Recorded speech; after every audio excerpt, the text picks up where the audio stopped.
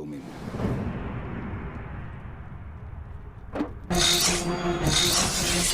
أحد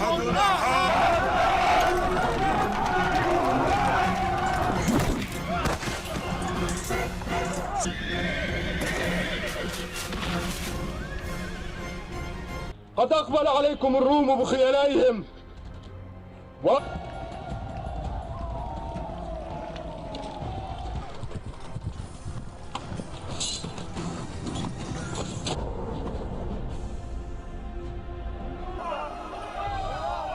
Assalamualaikum warahmatullahi wabarakatuh. Sahabat dimanapun Anda berada, semoga semua sehat dan bahagia selalu bersama keluarga. Kali ini kami akan membahas salah satu serial film sejarah muslim tentang seseorang yang sangat terkenal dengan kekuatannya. Sosoknya yang tegas, gagah serta pemberani dalam membela agama. Bukan hanya disegani oleh musuh-musuhnya, bahkan setan pun takut padanya. Ia berasal dari mantan tokoh terkemuka di kalangan Bani Quraisy, tepatnya dari Bani Adi, yang pada akhirnya mendapat hidayah dari Allah Subhanahu wa Ta'ala. Bahkan beliau ditunjuk menjadi pemimpin umat Islam setelah wafatnya Abu Bakar As-Siddiq. Beliau juga merupakan salah satu Khulafaur Rasyidin yang diberi gelar Amirul Mukminin. Beliau adalah Umar bin Khattab radhiyallahu anhu.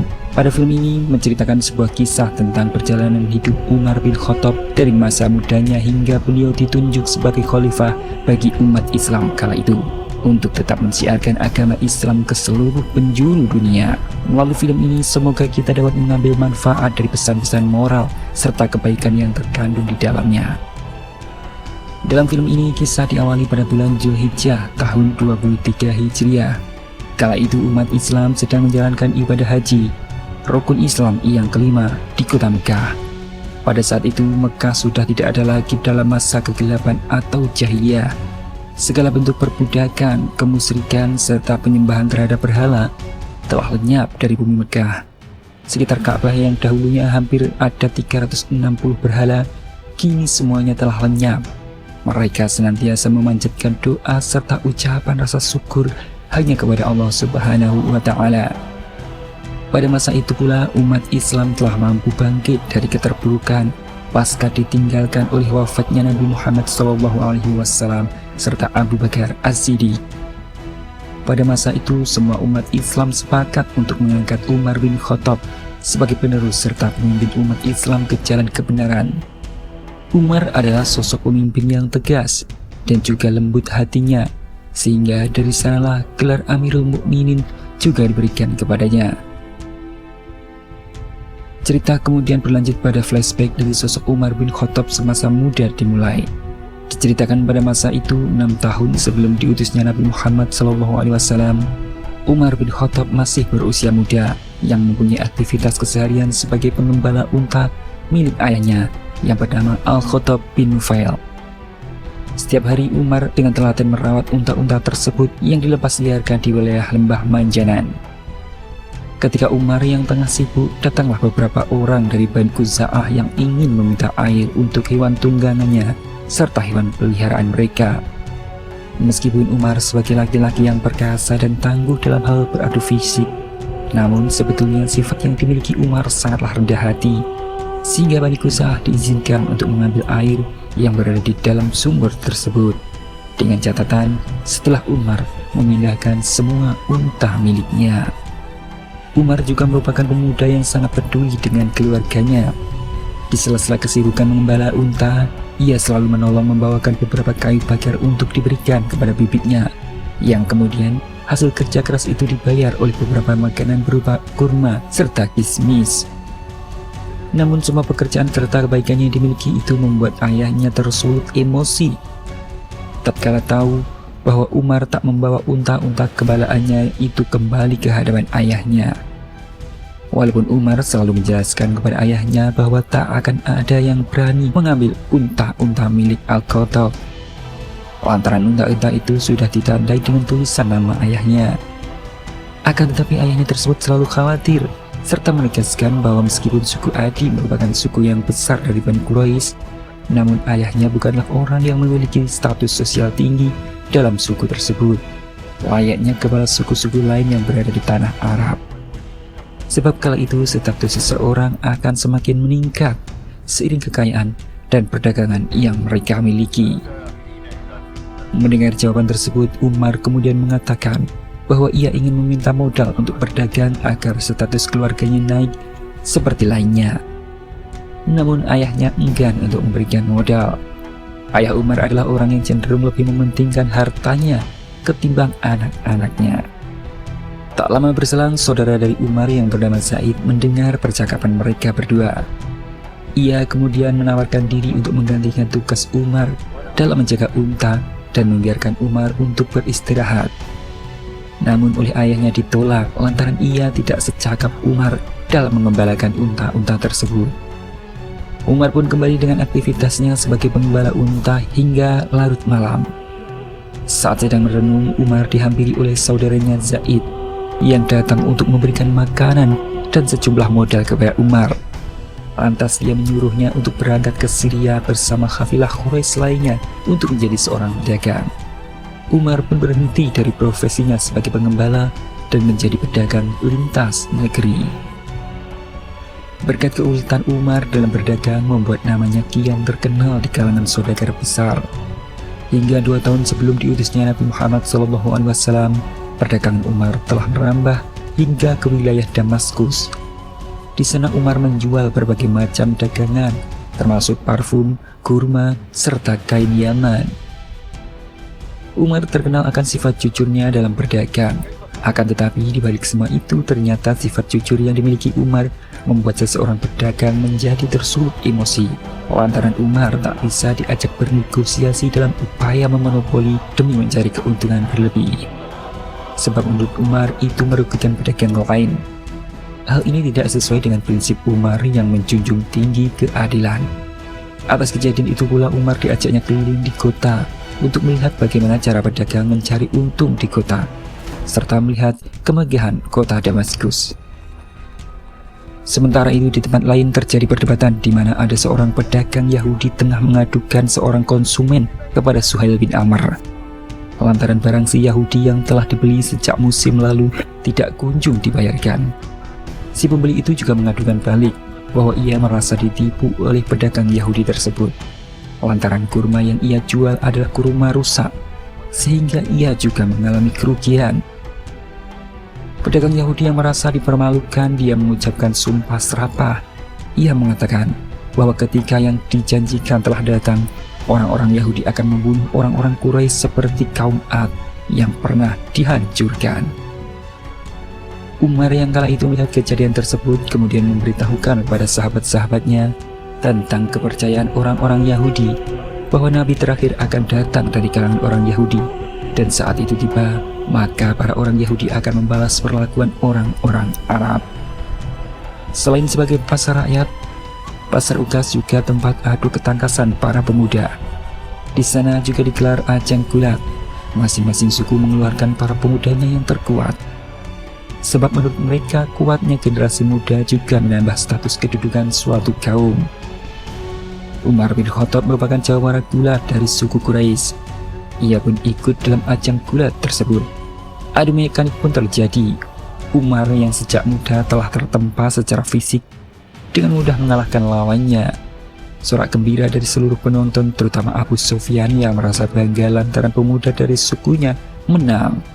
Tanggal 17 Ramadan, 13 tahun sebelum Hijriah, pada umur ke-40 tahun, Nabi Muhammad SAW mendapat wahyu pertama, yaitu surat Al-Alaq ayat 1 hingga ayat 5, sebagai tanda diutusnya menjadi Rasul terakhir bagi seluruh umat manusia.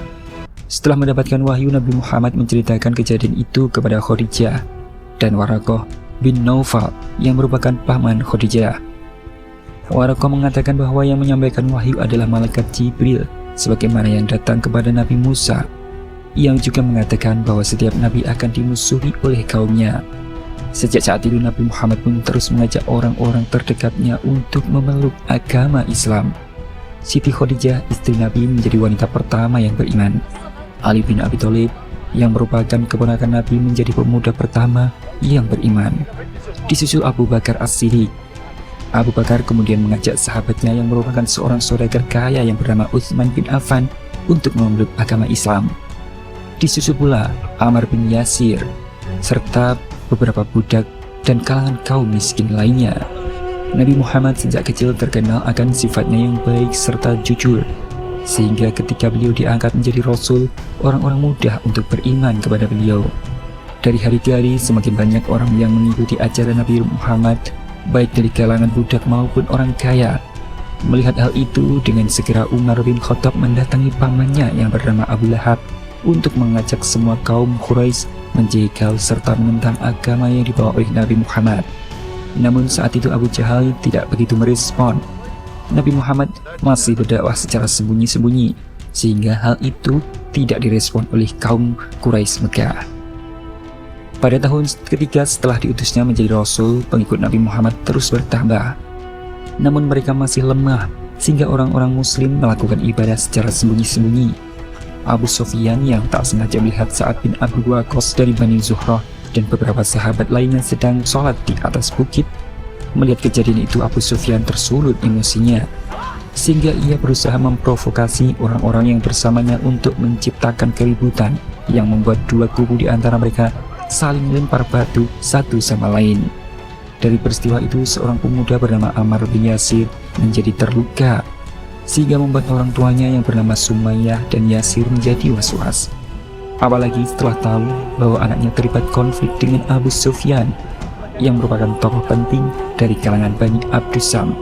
Pasalnya kejadian itu takut berdampak pada ibunya yang bekerja pada salah satu petinggi Quraisy bernama Abu Lahab.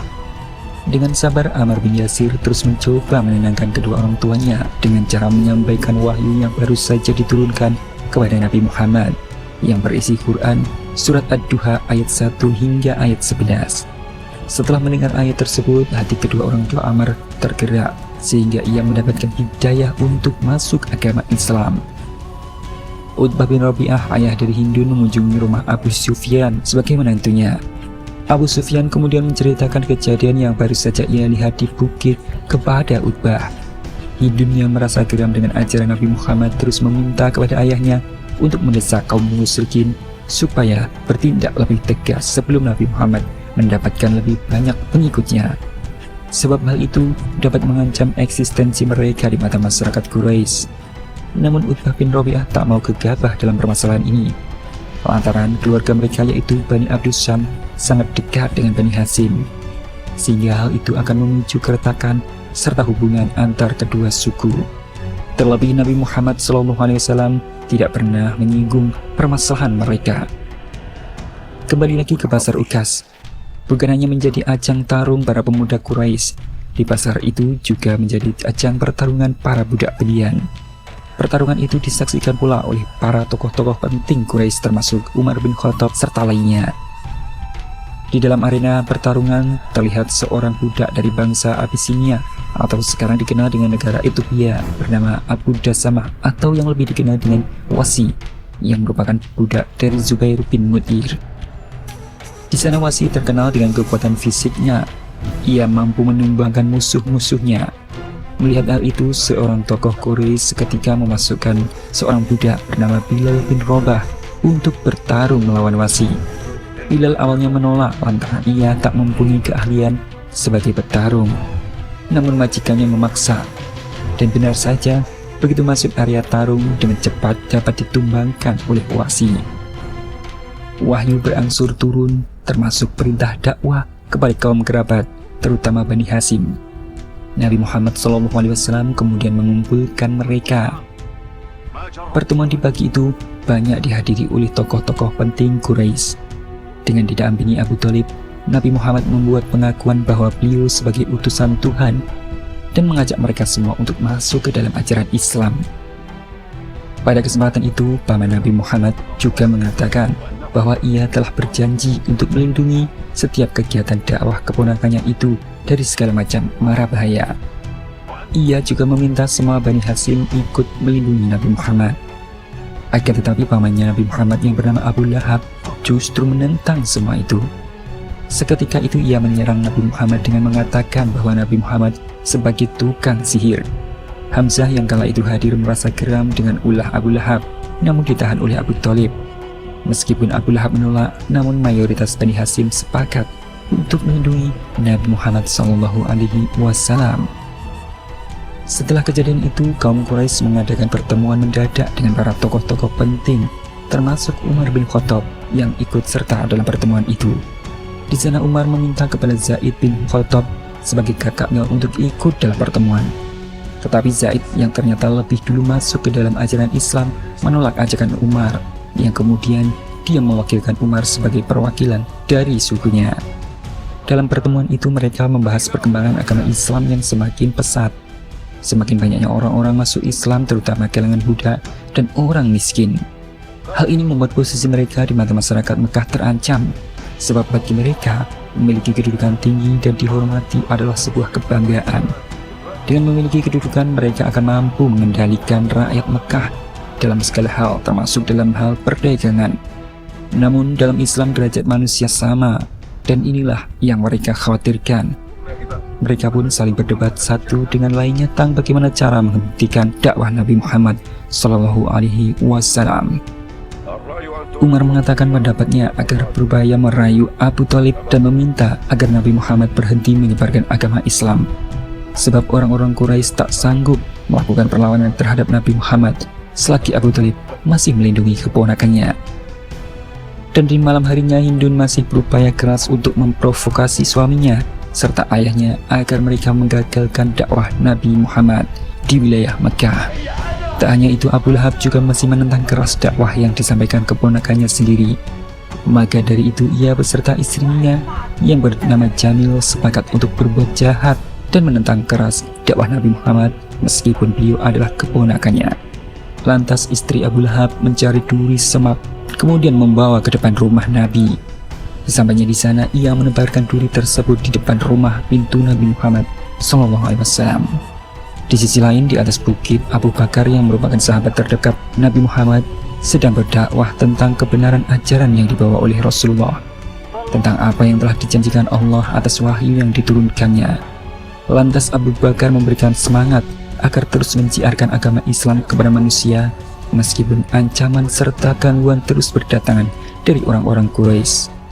Lantaran saat ini jumlah mereka yang masih sedikit dan kebanyakan dari kaum yang lemah. Abu Bakar juga menyampaikan bahwa di masa mendatang Islam akan berjaya hingga ke seluruh penjuru bumi, dan orang-orang yang kini memusuhi atas izin Allah akan menjadi saudara seiman. Pada malam harinya Wasi mendatangi Bilal yang terlihat masih kecewa atas perlakuannya di pasar Ukas. Sebab demi menyenangkan majikannya dan berharap kebebasan sebagai budak, Wasi tak segan-segan melukai Bilal yang masih merupakan orang terdekatnya. Dan dari perdebatan itu pula Wasi sempat menaruh kecurigaan terhadap Bilal, lantaran akhir-akhir ini Bilal sulit ditemui. Namun dari pernyataan Wasi tersebut, Bilal mengatakan bahwa ia sedang ada urusan. Pagi harinya utusan dari orang Quraisy yang bernama Al-Walid bin Mughirah serta beberapa pemuka Quraisy mendatangi Abu Thalib. Maksud kedatangan mereka untuk meminta agar Nabi Muhammad menghentikan dakwah atau menyerahkan Nabi Muhammad kepada mereka. Mereka juga mengancam jika hal itu tidak Abu Thalib lakukan, maka kaum Quraisy akan melawan Nabi Muhammad beserta Abu Thalib. Menanggapi ancaman tersebut, Abu Thalib hanya diam. Umar yang kala itu menyaksikan mengecam tindakan para ketua Quraisy yang meminta menyerahkan Nabi Muhammad, sebab menurutnya itu melanggar tradisi dan akan mencoreng nilai moral kebangsaan Arab yang menjunjung tinggi arti kekeluargaan. Sebelum mendapatkan hidayah, Umar memang menentang keras, namun dalam hatinya ia menjunjung tinggi nilai moral serta sifat yang baik. Ia menentang Nabi Muhammad lantaran beliau mengkritik agama nenek moyangnya, sehingga menyebabkan perpecahan di kalangan kaum Quraisy. Suatu ketika setelah Utbah bin Rabi'ah pulang dari tempat pertemuan dengan para tokoh Quraisy, ia kemudian menuju ke rumah Abu Huzaibah. Secara tak sengaja dia mendapati putranya sedang makan bersama seorang budak bernama Salim. Melihat kejadian itu, Utbah langsung memarahinya karena perilaku yang dianggap hal yang memalukan bagi keluarganya. Sebab keluarga Utbah merupakan keluarga terpandang dari Bani Abdi Sam. Namun, Abu Huzaifah mencoba menjelaskan bahwa manusia merdeka atau budak sama saja derajatnya. Yang membedakan adalah nilai kebaikannya. Mendengar jawaban itu, Utbah curiga jika anaknya telah masuk Islam. Namun, Abu Huzaifah langsung mengalihkan pembicaraan agar ayahnya tidak curiga. Di saat yang sama, Abu Thalib dan Hamzah kala itu lewat depan rumah Nabi. berhasil mempergoki Abu Lahab saat hendak melakukan aksinya untuk membuang kotoran di depan rumah Nabi Muhammad SAW. Abu Thalib kemudian menasihati Abu Lahab. Akan tetapi Abu Lahab yang terlanjur benci dan menganggap musuh kepada Nabi tak menggubris perkataan Abu Thalib. Ketika hendak pergi, Hamzah membentak Abu Lahab dan memintanya untuk mengambil kembali kotoran yang ia buang di depan rumah Nabi. Abu Lahab adalah salah seorang yang namanya diabadikan dalam Quran surat Al-Lahab ayat 1 hingga 5. Dia dijanjikan akan mendapatkan azab di neraka sebagai balasan atas perbuatannya kepada Nabi Muhammad. Abu Thalib dan Hamzah kemudian masuk ke dalam rumah Nabi. Abu Thalib mengatakan bahwa ia akan terus memberikan dukungan kepada dakwah Nabi Muhammad meskipun orang-orang Quraisy memusuhi beliau. Pertemuan dengan para petinggi Quraisy kembali dilakukan. Saat itu Abu Jahal memprovokasi para pemuka Quraisy agar Bani Hashim mau menyerahkan Nabi Muhammad kepada kaum Quraisy. Namun Umar tidak sependapat dengan Abu Jahal. Umar lebih menyarankan agar jangan terlalu terburu-buru untuk menyatakan perang dengan Bani Hashim, sebab kini Abu Thalib, Hamzah, serta Abbas sebagai paman Nabi Muhammad belum mengikuti ajaran Islam. Umar juga mengecam usulan dari Abu Jahal lantaran itu tidak sesuai norma kaum Quraisy yang mana mereka banggakan selama ini. Jika norma itu tercoreng, maka seluruh bangsa Arab akan ikut tercoreng, dan suku lain di luar Arab juga akan memandang rendah bangsa Arab. Maka dari itu mereka dituntut untuk berhati-hati dalam mengambil tindakan, atau akan semakin sulit untuk mengalahkan Nabi Muhammad. Atas gagasan itu, Umar mendapat banyak ujian dari tokoh-tokoh Quraisy. Dia dianggap sebagai orang yang sangat bijaksana dalam mengambil keputusan. Dan sesaat kemudian dari arah luar secara tak terduga Abu Hudzaifah bin Utbah mengumumkan bahwa ia telah memerdekakan Salim dan mengangkatnya menjadi anak. Sontak saja hal itu membuat ayahnya dan para pemuka Quraisy kecewa. Bilal yang saat itu menyaksikan juga merasakan kegembiraan yang sama lantaran Salim kini dibebaskan dari status budak. Namun tidak halnya dengan Wasi, ia merasa kecewa karena tidak mendapatkan nasib seperti Salim. Sempat terjadi perdebatan antara Bilal dan Wasi, dan dari sana pula Bilal akhirnya mengakui statusnya kepada Wasi tentang dirinya yang sebetulnya telah memeluk ajaran Islam. Sementara situasi kota Mekah waktu itu masih sudah diambang kekacauan. Setelah para tokoh-tokoh Quraisy satu persatu masuk ke dalam ajaran agama di bawah Nabi Muhammad, Abu Jahal yang kala itu bertemu dengan Abu Bakar dan Ibnu Mas'ud meluapkan emosinya kepada Abu Bakar dengan memaki Abu Bakar lantaran ia telah masuk Islam. Ibnu Mas'ud berusaha melawan, kemudian dicegah oleh Abu Bakar. Kembali ke Umar. Umar bin Khattab adalah pemuda dengan segudang keterampilan. Selain pandai berdagang, gulat juga pandai memacu kuda. Bersama Khalid bin Walid, Umar latihan pacu kuda bersama. Tokoh Quraisy kembali melakukan pertemuan yang mana waktu itu bertepatan dengan datangnya musim haji. Maka sebelum para tamu dari luar kota Mekah datang, para tokoh Quraisy membuat strategi untuk memfitnah Nabi Muhammad dengan mengatakan tukang sihir dan pembohong, agar rombongan haji yang berada di luar Mekah mengurungkan niatnya untuk masuk ke dalam ajaran Nabi Muhammad. Sebulan dari pertemuan itu, secara tak disangka Utbah bin Rabi'ah mendapati anaknya Abu Hudzaifah tengah melakukan ibadah sholat bersama dengan Salim. Apalagi saat itu yang menjadi imam adalah Salim. Hal ini dalam pandangan Utbah adalah aib sebab mantan budaknya menjadi pemimpin. Selama ini Utbah termasuk penentang ajaran yang dibawa Nabi Muhammad, namun justru anaknya memeluk agama Islam. Abu Hudzaifah menjelaskan kepada ayahnya bahwa Salim lebih alim dalam hal ilmu agama, sehingga ia pantas menjadi imam. Abu Hudzaifah juga berusaha menjelaskan tentang Islam dan berharap ayahnya mau beriman. Namun segera ajakan itu ditolak lantaran ia takut statusnya di kalangan Quraisy akan turun dan menjadi bahan olok-olokan para pemimpin Quraisy lainnya. Perdebatan antara ayah dan anak pun sempat terjadi. Abu Sufyan beserta Hindun yang saat itu datang untuk mengunjungi rumah ayah mertuanya ikut merasakan kekecewaan setelah mendapati adiknya yang juga telah menganut ajaran agama Islam. Padahal dia sendiri juga menentang keras. Bahkan Hindun mengucap sumpah serapah untuk Abu Hudzaifah. Dari peristiwa itu menjadikan keluarga mereka pun semakin terpecah belah. Saat musim haji telah tiba, para tokoh Quraisy secara terang-terangan menghasut warga yang masuk ke Mekah agar mereka tidak mudah terpengaruh oleh ajaran Nabi Muhammad. Sebab menurut mereka Nabi Muhammad adalah penyebab kerusakan hubungan kekerabatan di antara mereka. Mereka juga menuduh Nabi Muhammad tukang sihir. Bahkan Abu Lahab sebagai paman Nabi saat itu juga turut menyampaikan orasi yang menjatuhkan nama baik Nabi Muhammad. Namun kenyataannya tidak sesuai dengan yang mereka harapkan. Nabi Muhammad semakin terkenal hingga ke penjuru kota Mekah. Melihat kenyataan itu, Abu Jahal marah. Dia berencana untuk melakukan tindakan kekerasan kepada Nabi Muhammad dan para sahabatnya, meski dengan risiko akan berhadapan dengan Bani Hashim. Pada saat itu, Umar bin Khattab memberikan pendapatnya kepada Abu Jahal agar tidak memusuhi Rasulullah, karena semua tindakan itu akan berdampak pada permusuhan dengan Bani Hashim. Hal itu akan menimbulkan peperangan antara kaum Quraisy. Umar menyarankan agar sebaliknya kaum Quraisy hanya memberikan ancaman kepada pengikut Rasulullah yang berada dalam sukunya masing-masing, agar mereka kembali kepada budaya jahiliyah. Para pemimpin Quraisy menyetujui usulan Umar. Namun Utbah bin Rabi'ah mempunyai usulan lain, yaitu akan memberikan tawaran kesenangan dunia. Ia segera menuju ke kediaman Rasulullah untuk mencoba memberikan tawaran supaya beliau mau menghentikan dakwah penyebaran agama Islam. Sesampainya di kediaman Rasulullah, Utbah bin Rabi'ah langsung memberikan tawaran berupa harta, tahta, dan wanita. Namun Rasulullah tetap istiqomah dengan keyakinannya untuk terus menyebarkan agama Islam. Lalu beliau membacakan Quran surat Fussilat hingga ayat ke-38.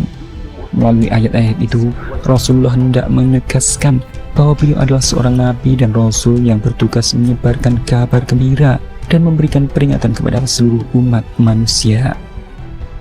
Setelah mendengar jawaban itu, Utbah bin Rabi'ah kembali dan langsung menemui pemuka kaum musyrik Mekah. Di hadapan para pembesar musyrik Mekah, secara spontan ia kemudian meminta agar elit musyrik Mekah meninggalkan Rasulullah serta tidak mengganggunya lagi, karena apa yang beliau bawa pasti akan membawa perubahan besar pada masyarakat Mekah. Ia juga berkata bahwa masyarakat Arab akan merasakan kejayaan sebuah kerajaan besar. Mendengar pernyataan itu, bukannya percaya, namun justru para pemuka Quraisy menganggap Utbah telah terkena sihir. Pendapat tersebut dibenarkan oleh anaknya Abu Hudzaifah serta anak angkatnya Salim yang saat itu sengaja menyusul Utbah. Abu Jahal tetap menganggap bahwa Rasulullah merupakan sosok pengganggu yang telah memecah belah kaumnya. Hingga Abu Jahal mencemooh Abu Hudzaifah di depan ayahnya sendiri lantaran dia telah masuk Islam. Melihat anaknya dihina di depan para ketua, Utbah tak terima dan mengatakan Abu Jahal sendiri tak menyadari bahwa saudara tirinya yang bernama Salamah bin Hisam dan Ayas bin Abi Rabi'ah telah masuk ke dalam ajaran agama Islam.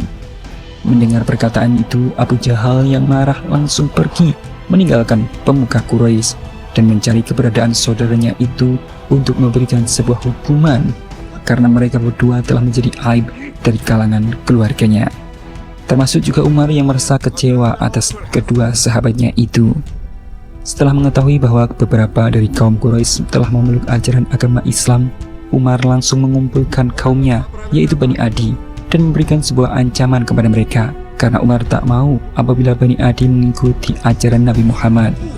Dan jika mereka membangkang, maka Umar tak segan-segan akan memberikan hukuman.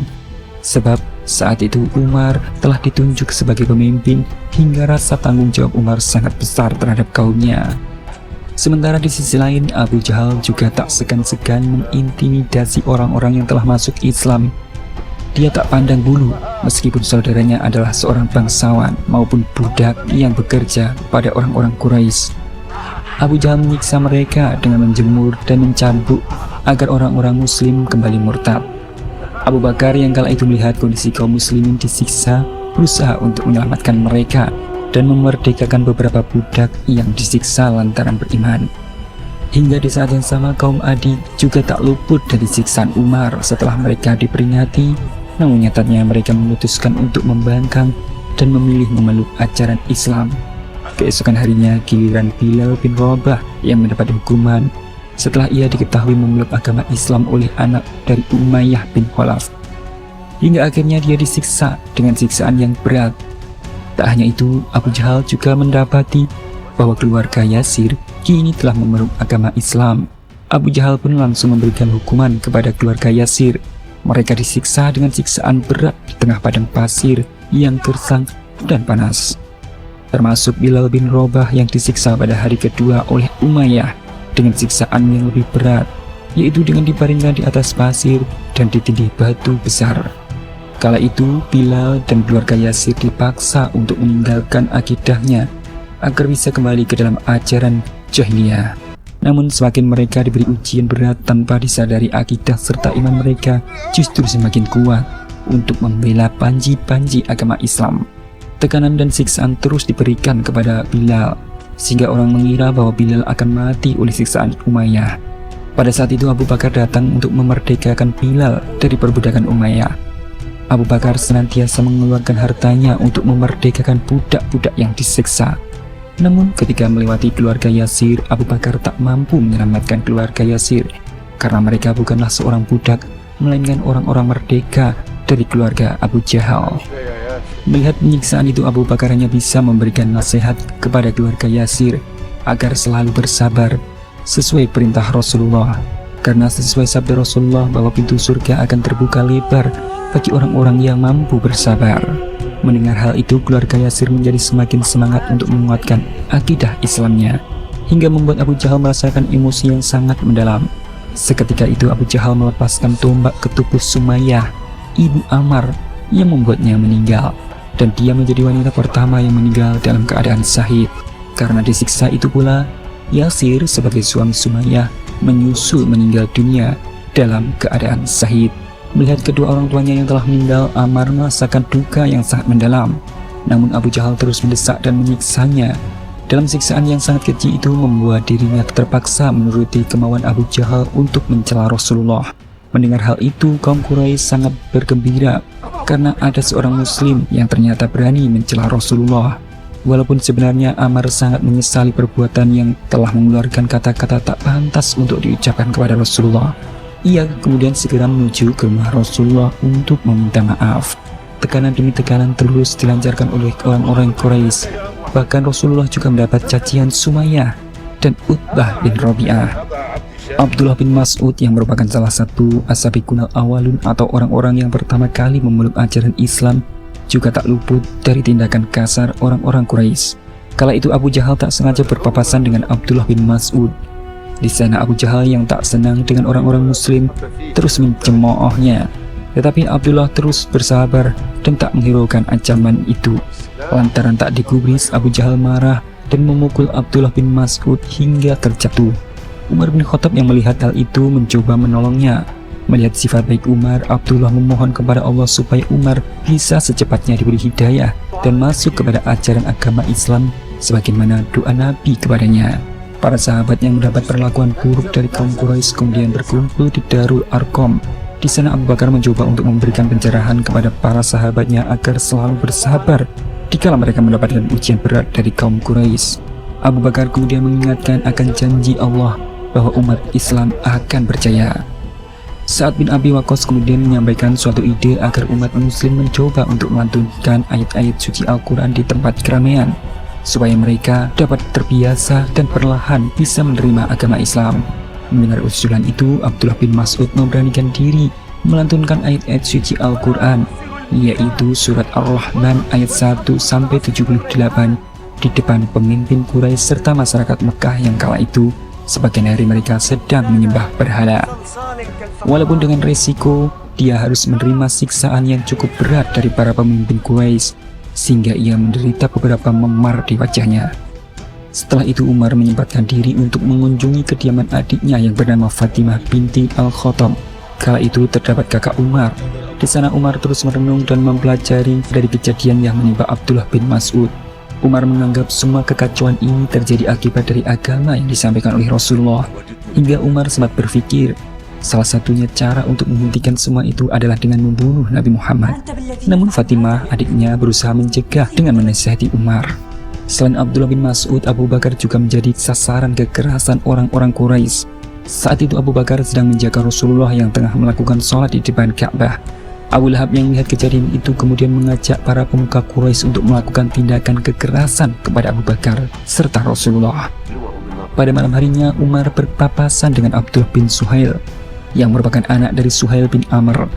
Di sana Abdullah sedang dilanda kebimbangan untuk memilih antara dua pilihan, antara mengikuti jejak ayahnya atau mengikuti ajaran Rasulullah yang menjadi pilihan hati kecilnya. Dengan sifat bijaksana, Umar memberikan pendapat agar dia mengikuti kata hatinya. Maka keesokan harinya Abdullah bin Suhail secara terang-terangan mengakui kepada ayahnya jika dirinya telah memeluk agama Islam. Mengetahui hal itu, Suhail marah dan mengusir anaknya. Tekanan demi tekanan yang dialami oleh kaum muslimin semakin meningkat, membuat Rasulullah mengizinkan sebagian sahabat untuk berhijrah ke kota Abyssinia yang sekarang menjadi negara Ethiopia. Kala itu kota Abyssinia dipimpin oleh seorang raja yang sangat bijaksana bernama Najasyi.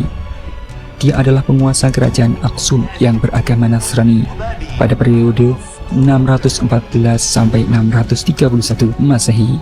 Hal ini membuat sebagian orang-orang Quraisy cemas, terlebih ketika anak dan saudara mereka yang masuk Islam juga ikut hijrah, seperti Abu Hudzaifah serta Abdullah bin Suhail dan orang-orang muslim lainnya. Melihat situasi hijrahnya para muslimin, sebagian orang Quraisy merasa senang karena mereka mengira bahwa Najasyi yang beragama Nasrani tidak akan menerima mereka. Namun, sebagian yang lain merasa cemas jika anak atau saudaranya terbunuh di kerajaan Najasyi.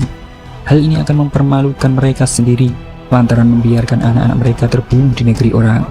Situasi ini membuat mereka semakin bingung terhadap langkah apa yang akan mereka lakukan. Perdebatan antara orang-orang Quraisy pun terjadi. Utsman bin Affan dan orang-orang muslim yang telah sampai di Habasyah disambut baik oleh Raja Najasyi. Meski memiliki agama yang berbeda dengan umat muslim, namun Najasyi memiliki sifat toleransi yang sangat tinggi. Kabar diterima baiknya kaum muslimin di Habasyah sampai ke telinga orang-orang Quraisy Mekah, sehingga semakin banyak kaum muslimin yang hijrah. Kondisi itu akan menyulitkan mereka, sebab para petinggi rata-rata sebagai kabilah dagang. Berkurangnya jumlah penduduk mengakibatkan jumlah pembeli mereka berkurang. Selain itu, negeri Habasyah menjalin dagang dengan kafilah Arab. Mereka khawatir jika Raja Najasyi mengikuti ajaran Rasulullah, maka bisnis mereka akan tamat.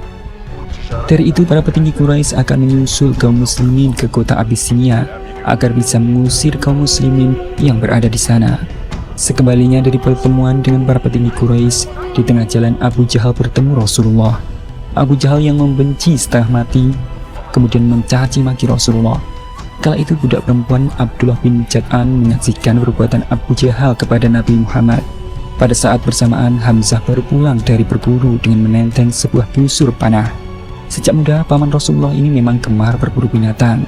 Ketika menunggangi kuda melewati pemukiman penduduk, ia bertemu dengan budak wanita tadi. Lantas perempuan tersebut memberitahu Hamzah perihal perilaku Abu Jahal kepada Rasulullah. Mendengar kabar tersebut, Hamzah sangat murka. Ia langsung memacu kudanya, kemudian bergegas menuju Ka'bah untuk mencari keberadaan Abu Jahal. Dengan raut muka yang penuh amarah, segera mendekati Abu Jahal. Lalu dengan gerakan yang cepat, ia menghantamkan busur panahnya ke kepala Abu Jahal hingga darah segar mengucur di bibirnya. Hamzah mengancam akan menghajar Abu Jahal jika menyakiti Rasulullah. Selain itu, dia juga berkata bahwa kini telah memeluk agama Islam. Melihat kejadian itu, beberapa orang dari Bani Makhzum bangkit untuk melawan Hamzah. Tetapi Abu Jahal mencegahnya lantaran Abu Jahal sadar bahwa dirinya lah yang salah karena telah menyakiti keponakan Hamzah. Setelah mengetahui bahwa Hamzah telah masuk Islam, orang-orang Quraisy mulai panik karena kini Nabi Muhammad memiliki pelindung yang kuat. Hamzah kemudian memacu kudanya menuju Darul Arqam untuk menemui Rasulullah. Di hadapan Rasulullah, beliau berjanji bahwa selalu akan melindungi Rasulullah dari orang-orang yang menyakiti beliau. Bukan hanya karena sebab hubungan kekeluargaan, tetapi juga karena sebagai seorang muslim. Di hadapan Rasulullah dan para sahabat, Hamzah mengucapkan 2 kalimat syahadat. Para sahabat pun yang gembira menyambut masuk Islamnya Hamzah bin Abdul Muttalib. Melihat situasi Mekah yang semakin kacau, sesama Quraisy juga saling berbeda pendapat, membuat Umar kebingungan. Dalam hati Umar masih menganggap bahwa penyebab kekacauan adalah Nabi Muhammad. Oleh karena itu, ia berencana untuk membunuh Nabi Muhammad. Dengan membawa pedang, Umar pun pergi mencari keberadaan Nabi Muhammad. Di tengah jalan, ia berpapasan dengan Nu'aim. Lantas Nu'aim menanyakan perihal penting apa yang membuat Umar keluar dengan membawa pedang. Setelah mengetahui tujuannya Umar untuk membunuh Nabi Muhammad, lantas Nu'aim menasihatinya agar Umar terlebih dahulu menasihati adiknya. Sebab adik perempuannya yang bernama Fatimah beserta suaminya Sa'id bin Zaid telah masuk Islam. Dengan perasaan emosi, Umar pun berbalik menuju kediaman adiknya. Sesampainya di depan rumah, ia mendengar dari dalam ada seorang yang sedang membaca Al-Quran, yaitu sahabat Ka'bah bin Al-Arad yang sedang mengajarkan Al-Quran kepada Fatimah dan suaminya. Umar kemudian menggedor pintu yang membuat orang di dalam rumah pun ketakutan. Ketika Fatimah membukakan pintu, Khabbab segera bersembunyi. Umar pun menanyakan siapa yang mengaji barusan, namun adiknya berusaha berkilah bahwa itu adalah suara sang suami dan dirinya yang sedang berbincang. Umar lantas tidak begitu saja percaya, namun emosinya memuncak ketika adik iparnya mengatakan bahwa ia telah beriman. Dengan segera, Umar pun membanting adiknya itu.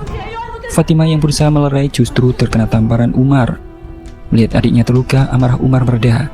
Saat itu ia melihat lembaran Quran yang disembunyikan Fatimah. Umar meminta lembaran itu untuk dibaca. Saat itulah hidayah datang kepada Umar dan berhasil meluluhkan hati Umar setelah membaca surat ke-20, yaitu Quran surat At-Toha yang terdiri dari 135 ayat. Setelah itu Umar segera menghampiri Rasulullah yang berada di Darul Arqam. Namun lantaran Umar datang dengan membawa sebilah pedang, sahabat yang berada di dalam ketakutan. Hamzah paman Nabi segera meraih kerah Umar dan bertanya tentang tujuannya dengan membawa pedang. Namun ketika Rasulullah menghampiri seketika itu, Umar menyatakan diri untuk memeluk agama Islam dengan sepenuh hati. Setelah Umar bin Khattab memeluk agama Islam, ia segera mengumumkan keislamannya secara terang-terangan dengan mendatangi masing-masing kepala suku. Bahkan ia mengumumkan di samping Ka'bah yang saat itu terdapat sebagian orang Quraisy sedang berkumpul. Sontak saja kabar itu membuat mereka kaget. Kemudian Umar bergegas untuk memulai misinya membujuk kaum Bani Adi agar mereka bisa masuk ajaran agama Islam tanpa memaksanya. Dengan masuknya Umar dan Hamzah secara otomatis merubah keadaan di kota Mekah. Allah Subhanahu wa Ta'ala hendak meneguhkan dakwah Nabi Muhammad dan melindungi muslimin dengan mempunyai sosok pelindung dari kekejaman Bani Quraisy, sehingga mereka bisa beribadah dengan tenang. Bahkan kini Umar juga mulai memberanikan diri untuk berdakwah kepada masyarakat Mekah agar bisa meninggalkan budaya jahiliyah dan kembali ke ajaran agama Islam. Islam semakin menyebar hingga ke suku Arab lainnya. Atas kejadian itu, kaum Quraisy yang saat itu sudah hampir putus asa untuk menghentikan dakwah Rasulullah merubah strateginya, yaitu dengan cara meminta Rasulullah untuk bisa menunjukkan mukjizat kepada mereka. Lantas mereka pun mendatangi Umar.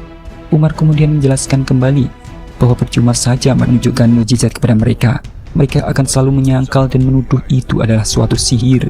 Hanya orang-orang yang mendapat hidayah dan akal sehatlah yang akan mengakui dan ikhlas serta percaya kepada Nabi Muhammad. Beliau juga memperingatkan jika mukjizat yang mereka minta telah dibuktikan, namun mereka tetap tidak beriman, maka Allah akan membinasakan mereka sebagaimana kaum Ad Samud yang telah binasa. Mendengar jawaban itu, mereka pun hanya diam. Sementara itu, di tempat lain, Utsman bin Affan yang saat ini masih tinggal di Abyssinia tak sengaja menemui seseorang pedagang dari Mekah. Di sana Utsman bin Affan menanyakan kepada pedagang tersebut tentang kondisi Mekah pada saat itu. Kemudian pedagang tersebut menceritakan situasi perubahan kota Mekah yang sangat signifikan saat Hamzah dan Umar telah memeluk agama Islam. Berita itu menjadi kabar baik bagi Utsman serta umat muslim lainnya, hingga mereka memutuskan untuk bergegas pulang ke kota Mekah demi memastikan kabar baik tersebut.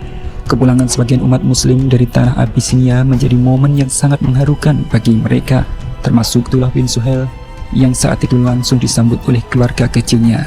Namun pada keesokan harinya, Abdullah bin Suhail harus menerima hukuman setelah ayahnya memutuskan untuk mengurungnya karena keputusannya untuk memeluk ajaran Islam. Hingga kini dia masih dianggap menjadi aib bagi keluarganya. Tak hanya itu, Abu Jandal yang merupakan saudara dari Abdullah bin Suhail juga terpaksa harus menerima hukuman setelah dirinya mengakui telah memeluk agama Islam. Di saat yang sama, para ketua Quraisy langsung mengerahkan utusannya agar bisa membuat sebagian kaum muslimin yang masih bertahan di Abyssinia segera dideportasi. Maka Abu Jahal memerintahkan Amr bin As sebagai sosok yang dikenal dekat dengan Raja Najasyi untuk memanfaatkan hal tersebut. Hingga tanpa buang waktu, Amr bin As dengan berbekal oleh-oleh khas Mekah langsung bergegas untuk melobi Raja Najasyi di kota Abyssinia. Namun Raja Najasyi adalah orang yang bijak. Meskipun mereka bersahabat, Najasyi tak mempercayai ucapan Amr bin As sebelum mempertemukan kedua belah pihak. Maka perwakilan dari umat muslim yang diwakili oleh Ja'far bin Abu Thalib memberikan saksinya tentang permasalahan yang ada di kota Mekah dengan menceritakan pada masa jahiliyah sampai datangnya Rasulullah. Ja'far bin Abu Thalib secara detail menggambarkan bagaimana sifat Rasulullah dan ajaran agama Islam. Namun orang-orang Quraisy bertindak sesuka hatinya mencelakai umat muslim lantaran mereka menyembah Allah, sampai mereka akhirnya berhijrah ke Abyssinia. agar bisa mencari perlindungan sesuai amanah dari Rasulullah. Tak sampai di situ, Ja'far bin Abu Thalib juga membacakan ayat suci Al-Quran surat Maryam ayat 5 hingga ayat 15. Mendengar lantunan ayat tersebut yang berisikan doa Nabi Zakaria saat meminta keturunan kepada Allah, membuat Raja Najasyi meneteskan air mata. Raja mengatakan bahwa ayat tersebut bersumber yang sama dengan wahyu yang turun kepada Nabi Isa. Raja Najasyi kemudian bersumpah akan melindungi umat muslim di kerajaannya dan mengembalikan semua pemberian Amr bin As. Usaha Amr bin As untuk memulangkan orang-orang muslim menuai kegagalan. Setelah kegagalan mereka untuk menarik sebagian umat muslim dari tanah Abyssinia, kaum Quraisy kini berencana akan melakukan hal jahat kepada umat muslim di Mekah, terutama untuk keluarga dari Bani Hashim. Saat itu Abu Jahal mengancam pemboikotan agar orang-orang Quraisy menghentikan segala bentuk perdagangan, pernikahan, dan lainnya dengan Bani Hashim. Piagam pemboikotan itu kemudian mereka gantung di dalam Ka'bah. Peristiwa boikot itu berlangsung selama 3 tahun, tepatnya pada bulan Muharram tahun ke-7 hingga tahun ke-10 masa kenabian. Abu Thalib kemudian meminta kesediaan seluruh Bani Hashim untuk melindungi Rasulullah dan hidup bersama dalam pengasingan, kecuali Abu Lahab. Ia enggan untuk melindungi dan justru bergabung dengan para Quraisy Mekah lainnya. Dari situasi itu, rasa cemas selalu menyelimuti Abu Thalib yang mengkhawatirkan keselamatan Rasulullah. Maka dari itu Abu Thalib menyarankan kepada Hamzah dan Abbas agar memerintahkan siapa saja dari kalangan umat muslim untuk menyamar menggantikan posisi Rasulullah di tempat beliau istirahat. Aksi pemboikotan itu telah berlangsung hingga kaum Bani Hashim merasakan dampaknya, seperti kelaparan dan banyaknya yang sakit, lantaran bahan makanan disetop oleh orang-orang Quraisy. Kondisi ini membuat suku lain menjadi simpati, sehingga sebagian mereka mengirimkan bahan makanan secara sembunyi-sembunyi, di antaranya Umar bin Khattab. Namun di tengah jalan, Umar dicegat oleh beberapa preman Quraisy yang hendak menyita bahan makanan tersebut. Umar yang memang sejak muda adalah jago gulat, dengan mudah mengalahkan mereka, sehingga membuat nyali mereka pun menciut. Di tengah jalan, Umar bertemu dengan Abu Bakar yang juga akan memberikan bantuan kepada Bani Hashim. 3 tahun telah berlalu, tepatnya pada masa ke-10 kenabian. Namun boikot belum berakhir. Abu Thalib yang mengkhawatirkan kondisi Rasulullah meminta kepada anaknya yang bernama Ali bin Abu Thalib untuk selalu mendampingi Rasulullah dimanapun berada sampai kondisi kota Mekah kembali stabil. Kian hari kian banyak orang yang prihatin dengan kondisi para Bani Hashim. Sebagian orang-orang yang memiliki kedekatan dengan Bani Hashim merasa kecewa dengan keputusan yang sepihak dari para pemimpin Quraisy. Mereka memprotes pemboikotan tersebut untuk segera diakhiri lantaran tidak mendapat persetujuan dari semua suku. Salah satu dari mereka kemudian berencana mengambil surat pemboikotan tersebut yang berada di dalam Ka'bah untuk dirobek. Namun alangkah terkejutnya setelah mereka melihat bahwa surat itu kondisinya telah rusak dimakan rayap dan hanya menyisakan tulisan Bismillah. Maka secara otomatis pemboikotan tersebut telah selesai, hingga beberapa orang muslim dari Bani Hashim terlepas dari aksi boikot tersebut. Berkat kegigihan Rasulullah untuk terus berdakwah, terutama kepada suku lain di luar Mekah, maka pada tahun 12 kenabian beberapa orang Madinah yang sudah memeluk Islam, sebagian di antara mereka ialah orang-orang yang pernah berjumpa dengan Rasulullah, menerima dakwahnya dan beriman kepada beliau. Maka mereka datang ke Mekah untuk menunaikan ibadah haji sekaligus menemui Rasulullah di Bukit Aqabah dan membaiat beliau. Rasulullah kemudian meminta salah satu sahabat yang bernama Mus'ab bin Umair untuk ke Madinah berdakwah kepada penduduknya. Penduduk Madinah antusias dalam menerima ajaran agama Islam, sehingga perkembangan Islam di Madinah sangat pesat. Tahun ke-13 kenabian, saat musim haji, penduduk Madinah datang kembali ke Mekah dalam jumlah yang lebih banyak. Mereka terdiri dari suku Aus dan Khazraj. Selain menunaikan ibadah haji, mereka juga melakukan baiat Aqabah yang kedua. Rasulullah datang menemui mereka bersama paman beliau bernama Abbas bin Abdul Muthalib. Abbas meminta kepada penduduk Yathrib untuk menjaga Rasulullah seperti orang-orang Bani Hashim yang menjaganya sebaik mungkin melebihi diri mereka sendiri. Ketika kondisi Mekah yang sudah tidak kondusif lagi, perintah hijrah pun turun. Para muslimin kemudian mulai berhijrah secara sembunyi-sembunyi menuju Yathrib atau Madinah, termasuk Bilal yang hijrah terlebih dahulu. Abu Jahal serta kawannya yang mengetahui hal tersebut lalu menangkapi mereka dan mengurungnya, terutama dari kalangan keluarga mereka masing-masing. Jika lainnya hijrah secara sembunyi-sembunyi, berbeda dengan Umar. Sebelum berangkat, Umar melakukan sholat di dekat Ka'bah. Bahkan Umar juga berpamitan kepada penduduk Mekah secara terang-terangan. Umar mengatakan, siapa saja yang berani menghalangi langkahnya, maka akan menanggung akibatnya. Sebagian besar para sahabat telah sampai di Madinah. Hal ini membuat geram Abu Jahal dan pemuka Quraisy lainnya.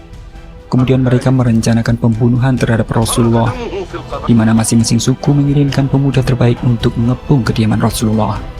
Namun niatan itu menuai kegagalan setelah Ali bin Abu Thalib menggantikan tidur di tempat biasa Rasulullah tidur. Sehingga ketika Abu Jahal melihat, seolah-olah Rasulullah lah yang tidur. Saat yang bersamaan, perintah hijrah kepada Nabi Muhammad pun turun. Ditemani Abu Bakar, Rasulullah pergi meninggalkan rumah. Saat itu Abu Jahal dan beberapa pasukan Quraisy yang masih menunggu di depan rumah tidak mampu melihat Rasulullah lantaran Allah telah membutakan mereka semua. Abu Jahal dan para pasukannya tersadar setelah matahari terbit. Ternyata yang keluar rumah bukanlah Rasulullah, akan tetapi Ali bin Abi Thalib. Abu Jahal yang marah kemudian mencari ke rumah Abu Bakar, namun mereka tidak menemukan. Atas hal itu Abu Jahal membuka sayembara kepada penduduk Mekah. Barang siapa yang berhasil menemukan Rasulullah dan menangkapnya, maka mereka akan mendapatkan hadiah 100 ekor unta. Mendengar sayembara tersebut, seorang penduduk Mekah yang bernama Suraqah bin Malik mencoba mencari jejak Rasulullah. Sehingga akhirnya dia menemukan keberadaan Rasulullah bersama Abu Bakar. Namun ketika ia hendak memacu kudanya, ia selalu terjatuh. Berulang kali pun dia berusaha tetap terjatuh. Dari situ ia sadar bahwa Rasulullah dilindungi, sehingga ia mengurungkan niatnya dan berjanji tidak akan memberitahu keberadaan Rasulullah kepada orang-orang Quraisy. Rasulullah kemudian bersabda bahwa di kemudian hari Suraqah akan memakai mahkota Raja Kisra dari kerajaan Persia. Rasulullah dan Abu Bakar kemudian melanjutkan langkah beliau hijrah menuju Yathrib.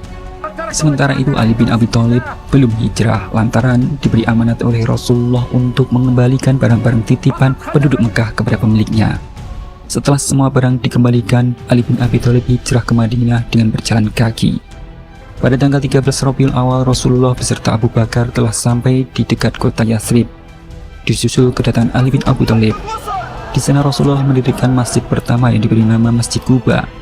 Setelah itu Rasulullah melanjutkan menuju Yathrib. Setibanya di kota Yathrib atau kini Madinah, Nabi Muhammad mendapat sambutan sukacita dari penduduk setempat yang telah menantikan kedatangan beliau. Bahkan para penduduk saling berebut menawarkan tempat tinggal untuk Rasulullah. Setiap kali unta Rasulullah bernama Qaswa melewati rumah kaum Ansor, penghuninya selalu memegang tali kekangnya seraya meminta beliau tinggal di rumahnya.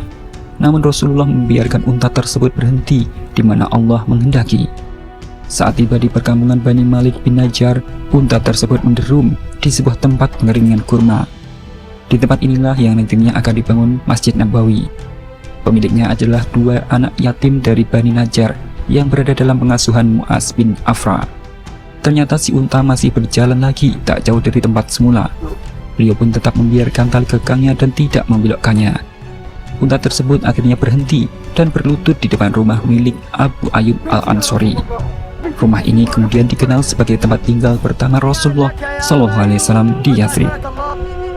Setelah Nabi Muhammad membeli tanah tempat pengeringan kurma tersebut seharga 10 dinar emas yang beliau bayarkan dari harta milik Abu Bakar, kemudian para sahabat membangun Masjid Nabawi dan rumah Rasulullah secara bergotong royong di tempat tersebut.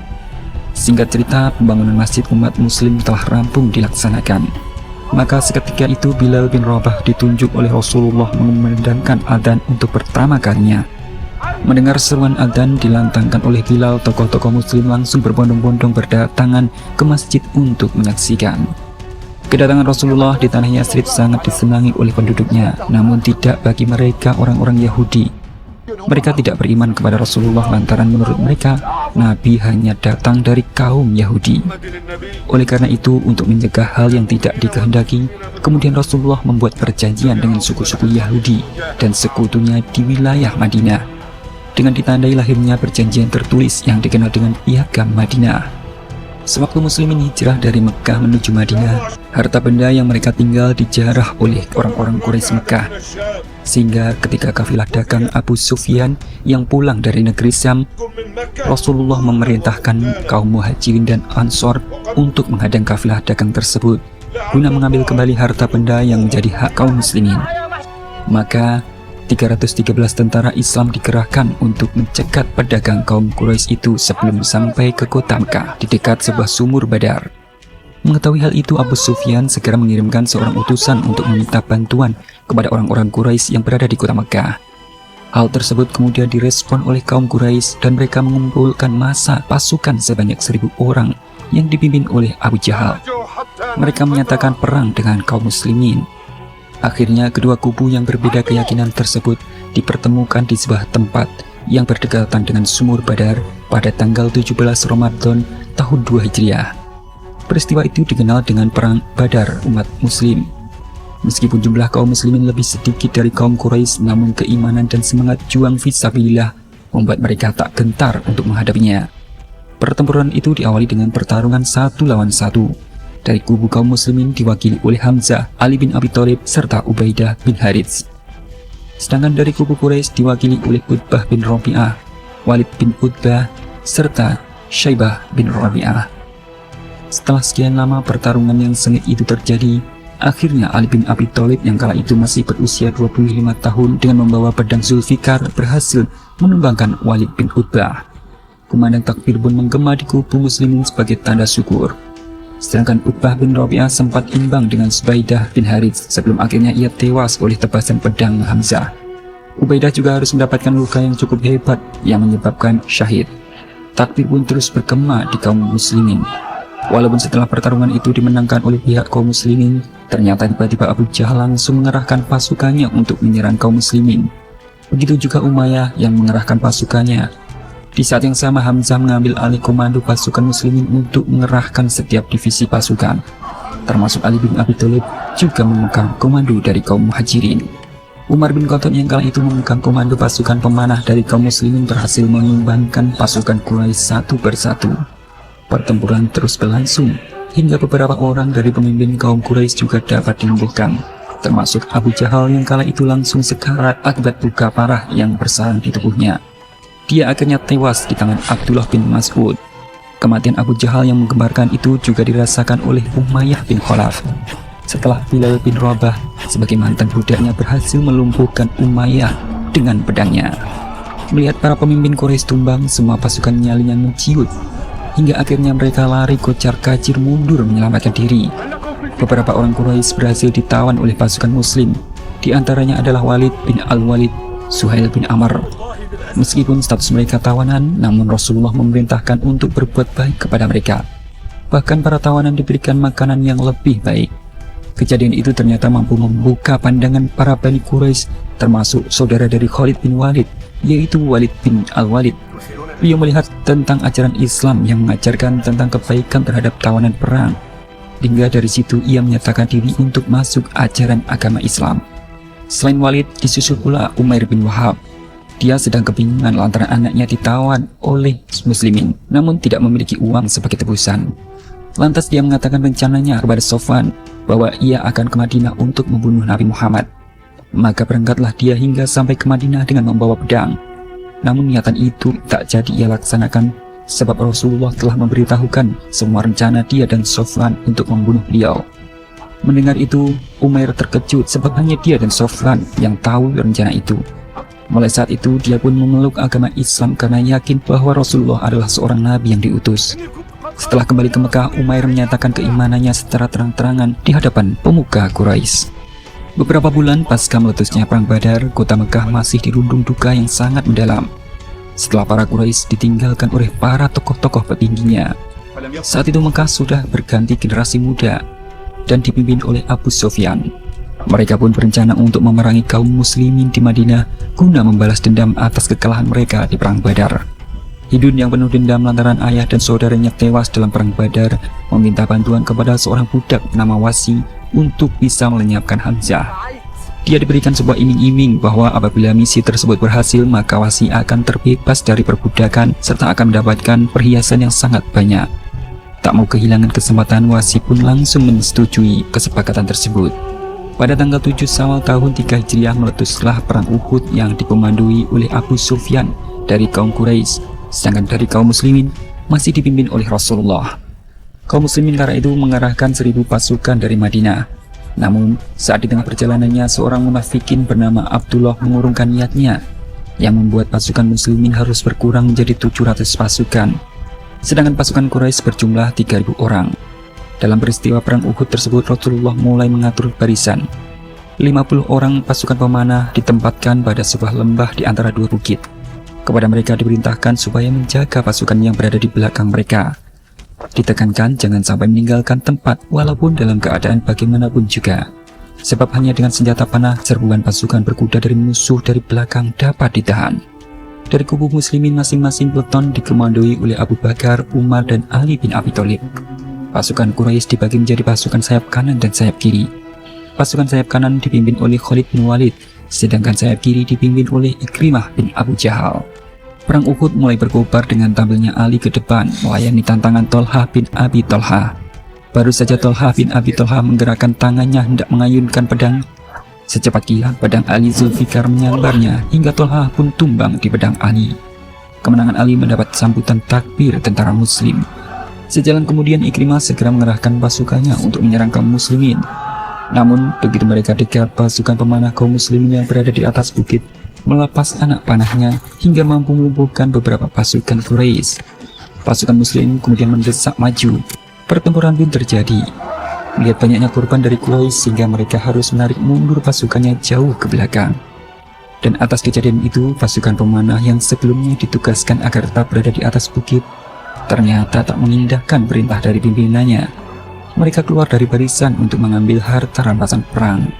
Seketika itu, seorang komandan ahli strategi perang dari kaum Quraisy yang bernama Khalid bin Walid melihat sebuah kesempatan untuk bisa melakukan serangan balik.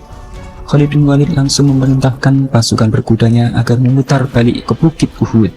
Hingga pasukan muslim yang sedang terlena atas mundurnya kaum Quraisy seketika tercengang setelah pasukan Khalid ternyata telah menyerang dari arah belakang. Hingga pasukan muslimin banyak yang berguguran sebagai syahid, termasuk paman Rasulullah yaitu Hamzah bin Abdul Muthalib yang berhasil ditumbangkan oleh Wasi dengan tombaknya. Melihat Hamzah yang telah meninggal, Hindun menghampiri jasadnya. Ia kemudian melakukan tindakan di luar naluri manusia. Ia merobek dada Hamzah, lalu dengan garangnya ia mengambil jantungnya untuk dimakan. Namun kebahagiaan Wasi tak tertahan lama, pasalnya dia ternyata masih dianggap sebagai budak yang dipandang secara hina oleh orang-orang Mekah. Hingga dengan kejadian itu, Wasi merasa sakit hati kepada penduduk Mekah. Di saat yang sama terlihat seorang Yahudi dari Bani Nadir yang telah lama tinggal di Madinah bernama Huyai bin Akhtab. Di sana Huyai terlihat sedang meminta bantuan kepada orang-orang Quraisy agar bersedia bekerja sama dengan kaum Yahudi untuk memerangi Rasulullah. Pasalnya, jalur dagang mereka untuk menuju negeri Syam telah dikuasai oleh orang-orang Muslim. Bukan hanya itu, dia merasakan kekhawatiran tentang agama Islam yang semakin berkembang. Huyai juga akan melakukan negosiasi dengan kaum Qatafan yang dipimpin oleh Uyainah bin Hisni dengan memberikan sokongan berupa kurma Khaybar selama 1 tahun agar mereka mau bersedia memerangi umat Islam. Kabar pengkhianatan kaum Yahudi yang bekerja sama dengan kaum Quraisy sampai ke Rasulullah. Para sahabat Rasulullah segera membuka rapat darurat. Di sana salah seorang bernama Salman Al-Farisi yang merupakan warga Persia memberikan sebuah ide agar orang-orang Muslim membuat benteng parit di sebelah utara kota Madinah, tepatnya di dekat Gunung Salak. Hal ini dilakukan karena di sebelah utara Madinah itu merupakan satu-satunya jalan terbuka yang akan dilalui oleh pasukan musuh. Karena di sisi lain kota Madinah sudah terdapat benteng, gunung yang menjulang dan penuh dengan pepohonan kurma, sehingga tak mungkin dilalui oleh pasukan musuh. Para sahabat bahu-membahu dalam membuat parit sepanjang 5 km, lebar 4 hingga 6 meter, dengan kedalaman mencapai 3 meter. Sehingga kuda terbaik pun tak mampu melompatinya.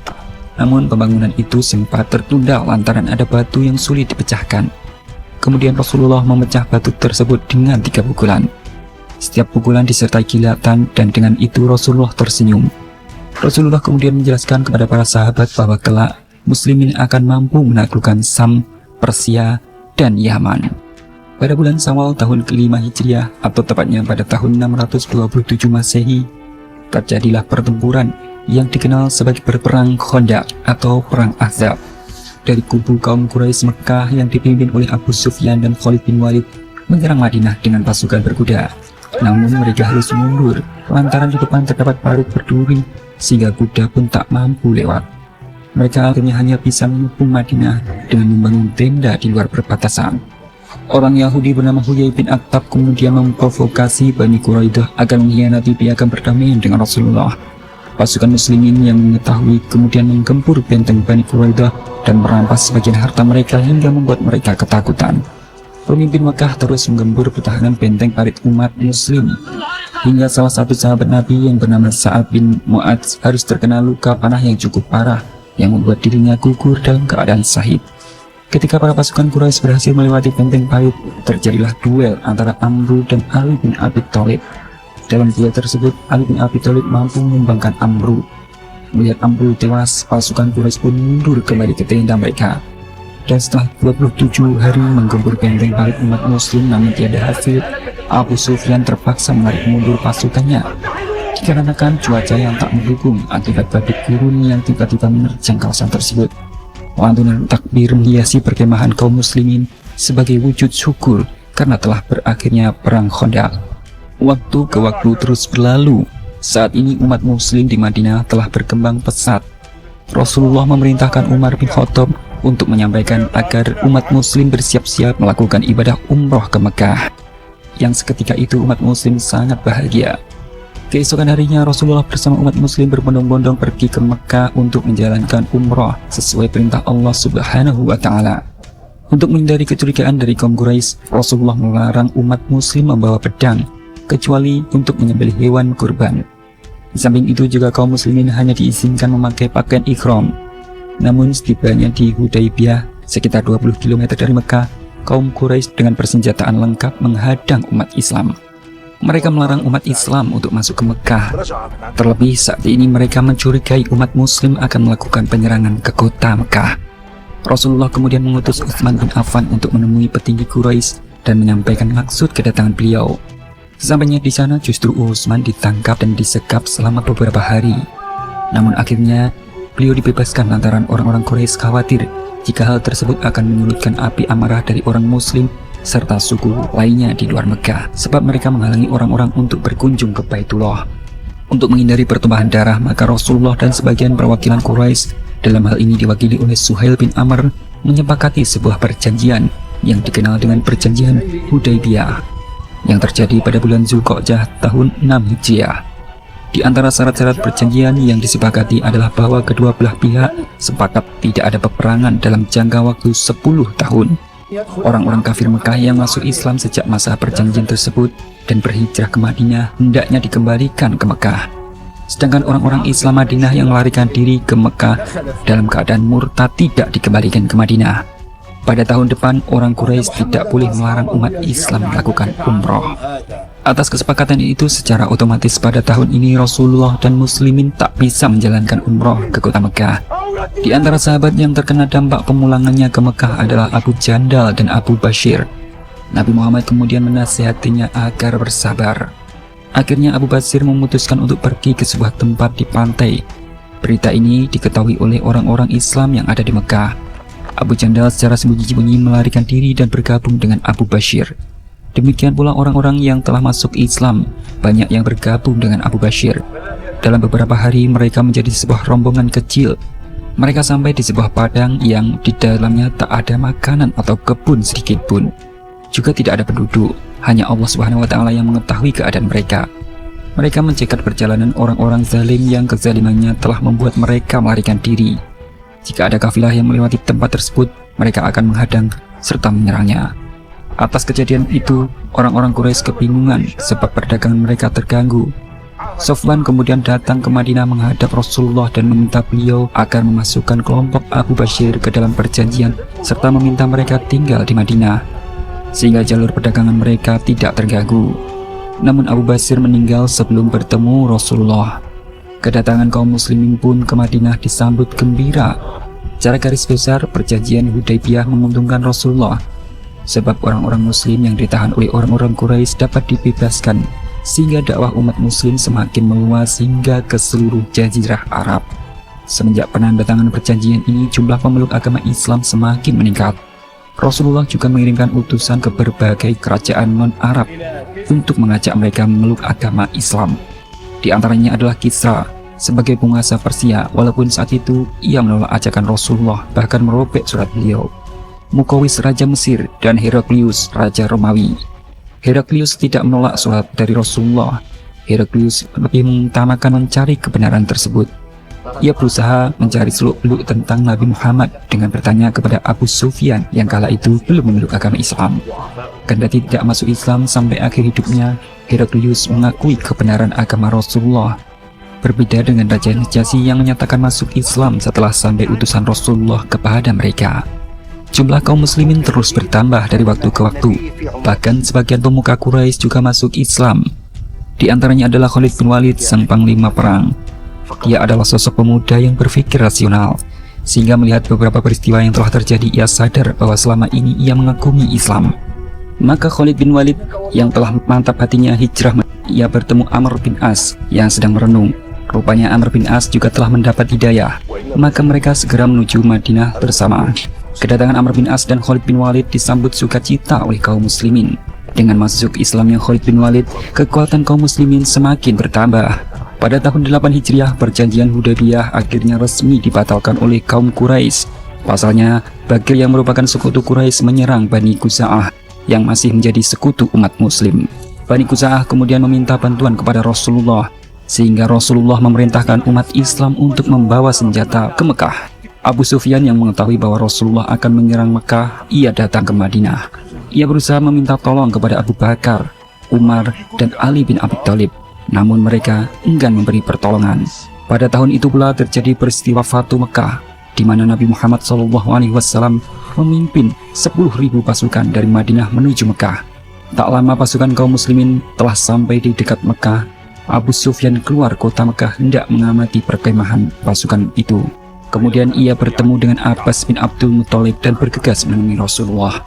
Di hadapan Rasulullah, dia lalu mengucapkan 2 kalimat syahadat. Kemudian Rasulullah SAW memberikan sesuatu yang bisa dibanggakan oleh Abu Sufyan kepada kaumnya. Beliau berkata bahwa siapa yang memasuki rumah Abu Sufyan aman, siapa yang memasuki masjid, dan siapa yang menutup pintu rumahnya juga akan aman. Beliau memerintahkan mereka untuk berlindung di rumah serta menyatakan besarnya kekuatan umat Islam sekarang. Pada hari Jumat tanggal 20 Ramadan di tahun ke-8 Hijriah, Rasulullah SAW memasuki kota Mekah. Beliau membagi pasukan menjadi 4 divisi yang dipimpin oleh para sahabat utama, yaitu Zubair bin Awam, Sa'ad bin Ubaidah, Khalid bin Walid, dan Abu Ubaidah. Keempat divisi itu memasuki Mekah dari 4 penjuru arah yang berbeda. Rasulullah SAW bersama pasukan muslimin membersihkan tak kurang 360 berhala yang berserakan di dalam maupun di luar Ka'bah, serta menghapus gambar-gambar di dalamnya. Akhirnya kota Mekah jatuh ke tangan muslimin tanpa pertumpahan darah sedikitpun. Rasulullah memerintahkan para sahabat untuk mengumpulkan penduduk Quraisy Mekah.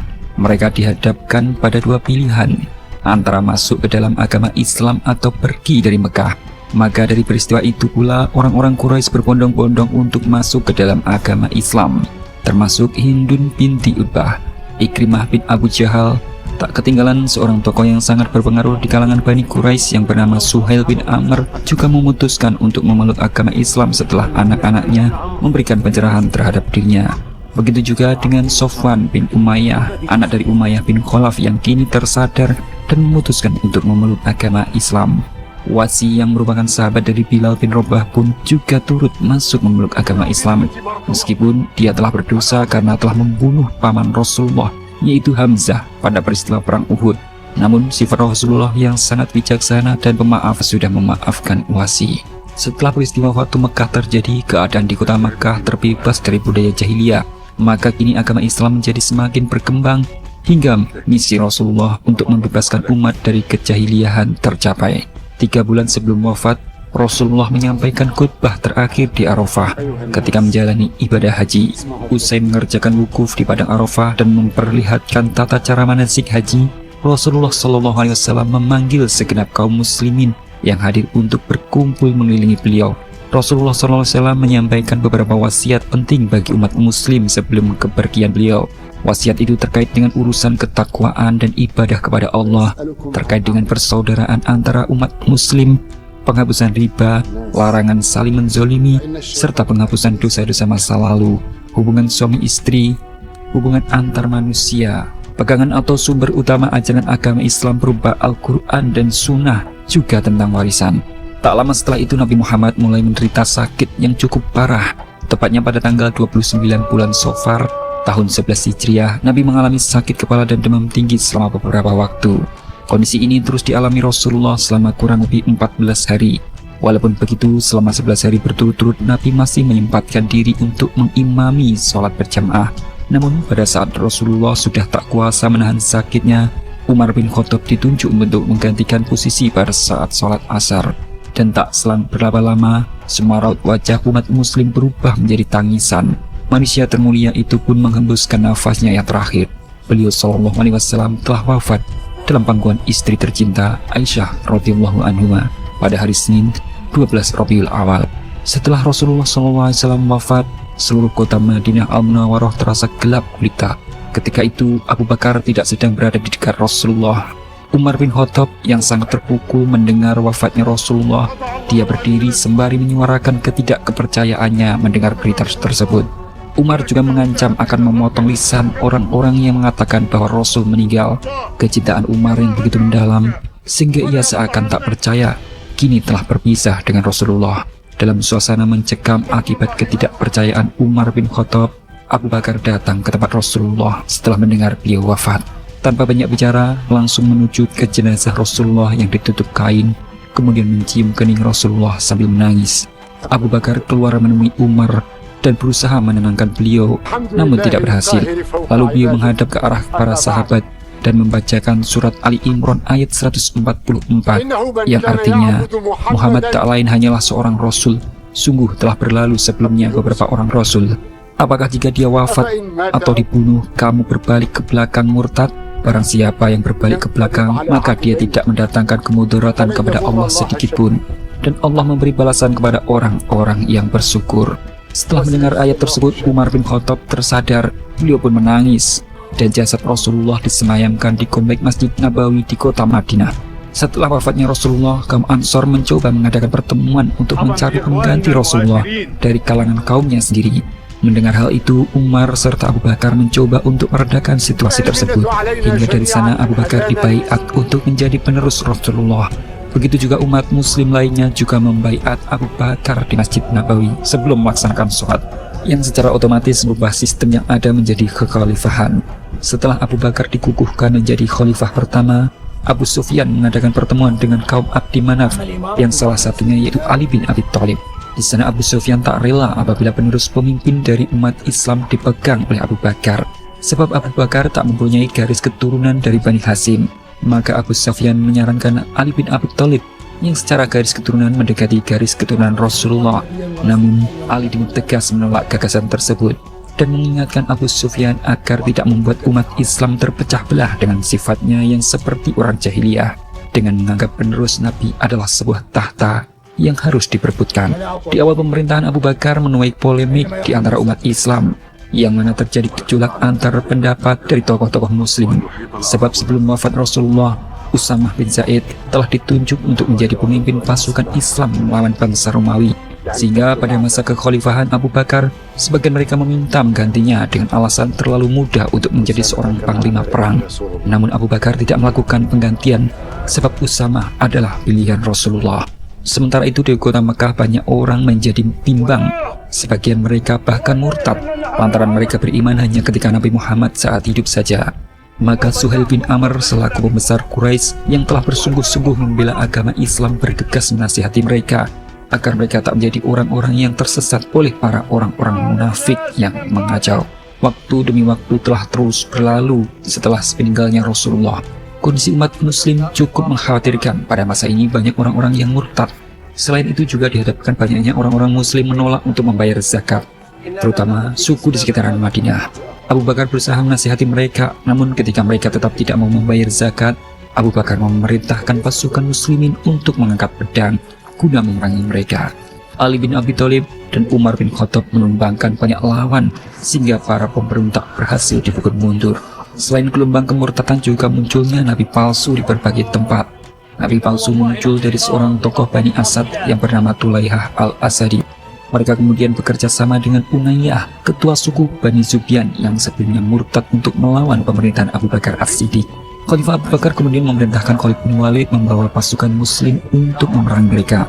Sebelum berperang, Abu Bakar selalu berpesan untuk mengajak mereka beriman kembali. Namun bila mereka menolak, mereka akan diperangi. Ketika dua pasukan telah bertemu, Khalid bin Walid meminta Salim untuk memandangkan adzan. Namun pihak lawan tidak menjawab. Pertempuran pun terjadi. Khalid sang pedang Allah menumbangkan para musuh Islam. Pasukan musuh pun dibuat kocar kacir hingga mereka melarikan diri. Umayyah, ketua Bani Zubyan, tertangkap dan dibawa ke depan Abu Bakar untuk diadili. Namun dia sadar dan kembali memeluk Islam serta menunaikan kewajiban membayar zakat, sehingga Abu Bakar membebaskannya. Di sebuah wilayah Irak yang dihuni oleh Bani Taglib, terdapat pula seorang wanita yang berprofesi sebagai dukun bernama Sajjah binti Harith dari Bani Tamim. Di sana dia menyatakan diri sebagai seorang nabi dari kalangan perempuan setelah dia meninggalkan agamanya terdahulu, yaitu agama Nasrani. Beberapa waktu kemudian, setelah Sajjah mendapat pengakuan dari penduduknya dan Bani Taglib serta Bani Rabi'ah, maka dia memberanikan diri untuk berangkat ke Madinah guna memerangi Khalifah Abu Bakar. Sajjah binti Al-Harith yang saat itu menemui seorang bernama Malik bin Nuwairah, pemimpin Bani Tamim, untuk memintanya bergabung dalam pasukannya. Dengan memanfaatkan keadaan itu, Malik meminta beberapa persyaratan kepada Sajjah agar dirinya diberi pasukan. Malik juga menyampaikan kepada Sajjah agar menyerang pasukan Musailamah Al-Kadzab terlebih dahulu, yaitu seorang pendusta yang juga mengakui dirinya sebagai nabi. Atas saran yang diberikan itu, Sajjah binti Al-Harith langsung menemui pimpinan Musailamah Al-Kadzab dari Bani Hanifah di wilayah Yamamah yang sekarang menjadi wilayah administrasi kota Riyadh. Di sana Sajjah binti Al-Harith menyerukan untuk tunduk pada pemerintahnya. Namun Musailamah memilih untuk bernegosiasi dengan jalan damai. Di dalam negosiasi itu, Musailamah memberikan upeti kepada Sajjah serta mengajaknya untuk menikah. Setelah mendengar tawaran hadiah yang menggiurkan, akhirnya meluluhkan hatinya dan bersedia bergabung dengan pasukan Musailamah untuk berperang melawan pasukan Khalid bin Walid. Atas hal itu juga, Sajjah memilih membatalkan kesepakatan dengan Malik secara pihak dan menarik pasukannya. Maka secara emosional Malik harus menerima kenyataan pahitnya. Pasalnya Malik tengah diburu oleh pasukan Khalid bin Walid setelah dirinya didapati membangkang pada pemerintahan Khalifah Abu Bakar. Melihat kondisi Yamamah telah minim pasukan, Khalid bin Walid memanfaatkan kesempatan tersebut untuk menggempur pemukiman Malik hingga akhirnya dia ditangkap tanpa perlawanan. Malik pun akhirnya dijatuhi hukuman mati lantaran tidak mau bertobat atas kesalahannya yang tidak mau membayar zakat dan memerangi muslimin bersama nabi palsu. Setelah itu Khalid langsung mengerahkan pasukannya untuk berhadapan dengan pasukan Musailamah di wilayah Yamamah, yang kemudian peristiwa itu dikenal dengan Perang Yamamah. Peperangan untuk membasmi nabi palsu itu akhirnya pecah. Dari pertempuran itu pihak muslimin banyak yang jatuh berguguran, termasuk para penghafal Al-Quran, yaitu Salim, anak dari Abu Hudzaifah, dan juga Abu Hudzaifah sendiri yang gugur dalam keadaan syahid.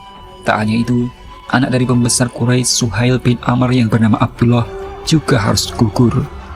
Hingga setelah melihat para suhada yang berguguran satu persatu, Khalid terus menekan pasukan Musailamah sampai akhirnya pasukan Musailamah mundur ke dalam benteng Bani Hanifah.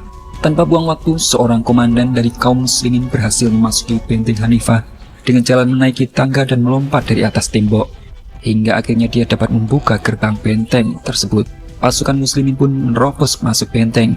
Dari sana, Wasi menunjukkan bukti keseriusannya dalam berjihad dengan berhasil membunuh pimpinan tertinggi sekaligus nabi palsu, yaitu Musailamah Al-Kadzab dengan tombaknya. Maka dengan kejadian itu, umat muslim dapat memberantas semua nabi palsu yang selama ini meresahkan. Dari peristiwa pertempuran Yamamah, banyak tokoh muslim yang gugur, termasuk kakak dari Umar bin Khattab, yaitu Zaid bin Khattab. Melihat banyaknya penghafal Al-Quran yang gugur dalam pertempuran Yamamah, Umar mengajukan sebuah pendapat kepada Abu Bakar untuk mengumpulkan mushaf, yaitu tulisan-tulisan Al-Quran yang tercecer dan masih terpisah yang ada di pelepah kurma serta kulit hewan menjadi satu mushaf, yaitu kitab Al-Quran. Mendengar pendapat tersebut, Abu Bakar setuju, kemudian menunjuk Zaid bin Thabit untuk menjadi pemimpin dalam rangka menyatukan lembaran ayat-ayat Al-Quran. Karena Zaid bin Thabit adalah seorang yang cerdas dan dapat dipercaya, serta dahulu adalah penulis wahyu Rasulullah. Di samping itu, pengejaran terhadap orang-orang murtad terus dilakukan oleh pihak muslim hingga mereka sampai di suatu wilayah Irak yang merupakan basis kekuatan kerajaan Persia. Atas hal itu, seperti sabda Rasulullah SAW untuk menaklukkan Persia, maka Khalifah Abu Bakar mengutus Khalid bin Walid beserta pasukannya agar mereka bergerak ke wilayah Irak dan bergabung dengan pasukan Al-Mutsana bin Harith, dengan Khalid bin Walid tetap sebagai panglima perang. Dalam perjalanannya, pasukan Khalid bin Walid dihadang oleh pasukan Persia yang berada di wilayah Kazimah, sebuah tempat yang sekarang merupakan negara Kuwait.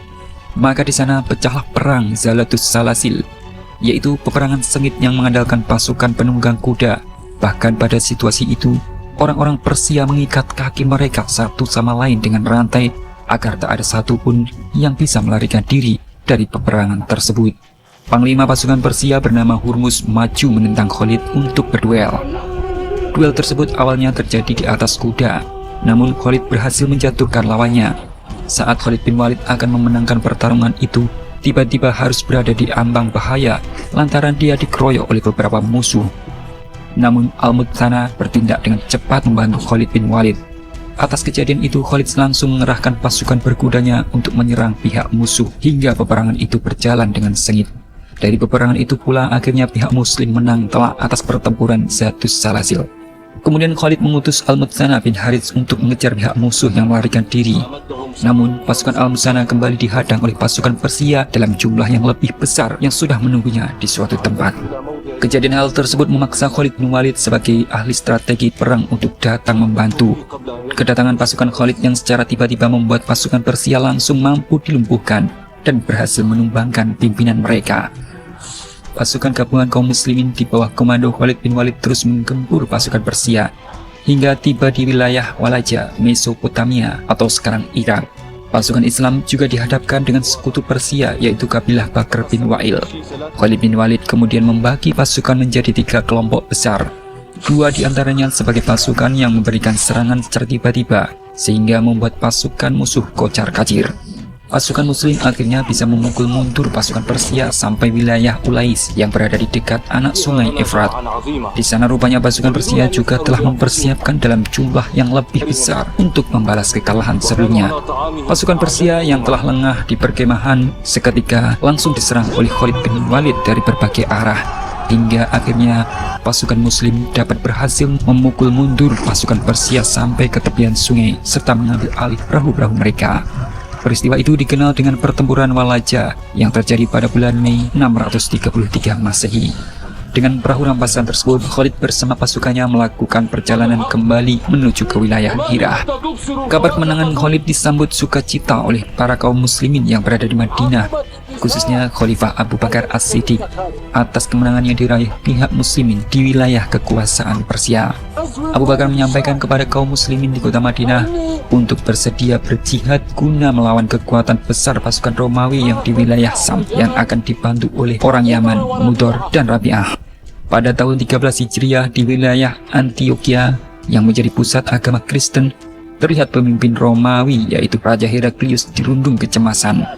Dikarenakan pasukan muslimin saat ini diketahui telah menguasai wilayah Damaskus, Mesir, dan Palestina, yang bila mana mereka digabungkan maka kekuatan pihak muslim 30.000 orang. Atas hal itu, Raja Heraklius menyarankan agar pasukan Romawi memusatkan pasukannya di wilayah Palestina dengan menyiapkan 70.000 pasukan. Hal itu ia lakukan agar bisa menghadapi pasukan muslim yang mencoba memasuki dan melakukan penyerangan ke wilayah Sam. Selain itu, dia juga menyiapkan 10.000 pasukan untuk menghadapi pasukan muslim lainnya yang kala itu pecah menjadi 4 bagian. Di sisi lain, Abu Bakar telah menunjuk Amr bin As untuk mengumpulkan pasukan di Busro dan Yarmouk untuk mengelabui pasukan Romawi agar terpecah. Sementara, seseorang bernama Abu Ubaidah bin Al-Zarrah memimpin pasukan muslim melawan bangsa Romawi yang ada di Palestina. Abu Bakar juga menarik pasukan Khalid bin Walid dari Hirah untuk melawan Romawi. Namun jarak dari Hirah ke Sam yang terlalu jauh sehingga Khalid bin Walid mencari jalur alternatif untuk memangkas waktu perjalanan. Salah seorang prajurit bernama Rafi berkata bahwa jalanan tersebut sangat sulit untuk dilalui, bahkan untuk sekedar membawa perbekalan. Lantas ia memberikan usul agar membawa minum sampai di daerah Sawa. Di sana unta hanya akan diberi minum hingga kenyang karena unta mampu menyimpan banyak air dalam tubuhnya. sehingga bisa disembelih untuk dimakan dagingnya serta air dan susunya untuk minum. Usulan tersebut disetujui oleh Khalid bin Walid. Pasukan muslimin pun berangkat menuju Syam melewati jalur tersebut, sehingga perjalanan yang harusnya 18 hari menjadi 5 hari. Pada tahun 633 Masehi pecahlah perang antara pasukan muslimin dengan pasukan Romawi untuk pertama kalinya yang terjadi di wilayah Yarmouk, hingga perang itu dikenal dengan Perang Yarmouk. Dalam pertempuran itu Khalid bin Walid menunjukkan sosoknya sebagai Saifullah atau pedang Allah yang terhunus.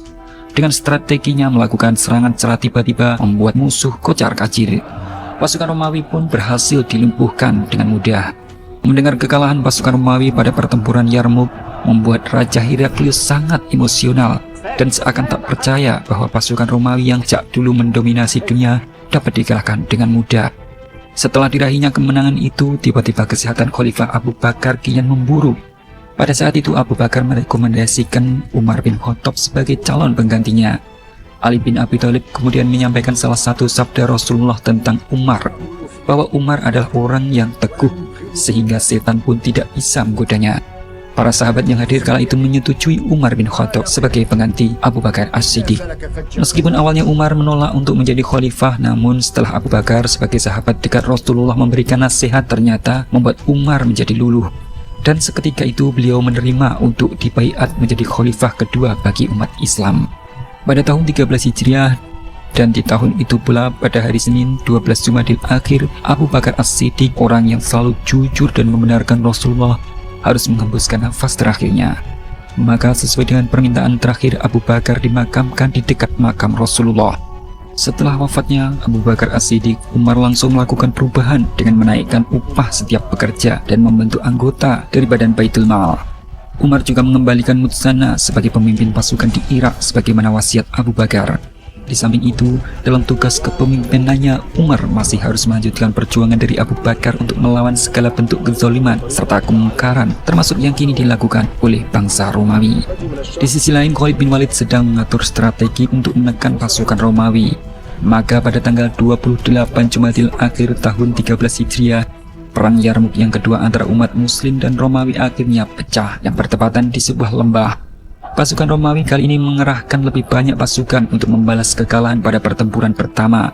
Meski jumlah mereka jauh lebih banyak, namun semangat juang kaum muslimin di jalan Allah telah berkobar hebat di hati mereka. Dari pertempuran itu, beberapa sahabat Rasulullah menjadi korban dan gugur dalam keadaan syahid. Pasukan muslim sangat terpojok oleh kehebatan strategi perang Romawi. Bahkan tak sampai di sana, Hindun yang dahulu merupakan wanita yang sangat membenci Rasulullah dalam pertempuran kali ini juga ikut mengangkat senjata untuk membela panji-panji Islam. Dan pada saat itu pula Abu Sufyan harus mengalami luka di sebelah matanya. Melihat kondisi pasukan muslim makin terpojok oleh pasukan Romawi, Khalid bin Walid langsung mengerahkan pasukan berkudanya untuk menyerang balik pasukan Romawi pada pusat pertahanan dari titik buta. Hingga pertahanan pasukan Romawi pun mampu ditumbangkannya satu persatu. Tak hanya itu, Khalid bin Walid kembali menunjukkan sosoknya sebagai panglima perang yang sangat ditakuti oleh lawan-lawannya, hingga dia memberanikan diri menerobos garis pertahanan musuh dan membunuh semua pengawal komandan pasukan Romawi. Akhirnya beliau berhasil membunuh komandan pasukan utama Romawi pula. Dengan terbunuhnya komandan pasukan utama dari pihak musuh, secara otomatis pasukan muslim dapat kembali memenangkan pertempuran kedua dengan pihak Romawi. Setelah peperangan pasukan, Khalid bin Walid harus menerima kabar pahit setelah mengetahui Abu Bakar telah wafat dan kini telah digantikan oleh Umar bin Khattab.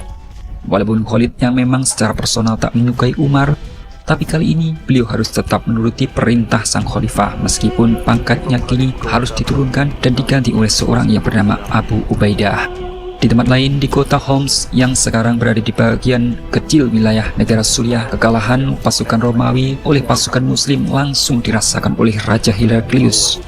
Maka dari sana dia memutuskan menarik diri untuk mundur ke kota Konstantinopel dan merelakan kota Homs diambil alih pasukan muslim setelah pasukan Ubaidah serta Khalid mampu menumbangkan pasukan Romawi di Yarmouk. Di sisi lain, Umar bin Khattab yang telah menjadi khalifah melakukan sidak ke pasar, di mana ada seorang yang menjual gandum dengan harga mahal lantaran dia telah memonopoli penjualan tersebut dari petani. Umar segera menertibkan kondisi tersebut agar tak ada yang dirugikan.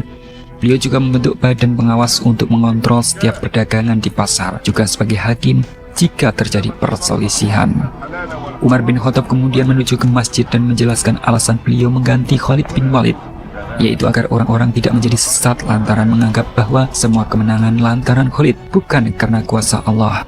Selain itu, karena Sam sudah berada dalam wilayah umat Islam, sehingga perlu adanya seorang gubernur yang mengatur keperluan umat, sedangkan Khalid bin Walid bertugas sebagai panglima perang yang menjaga keamanan.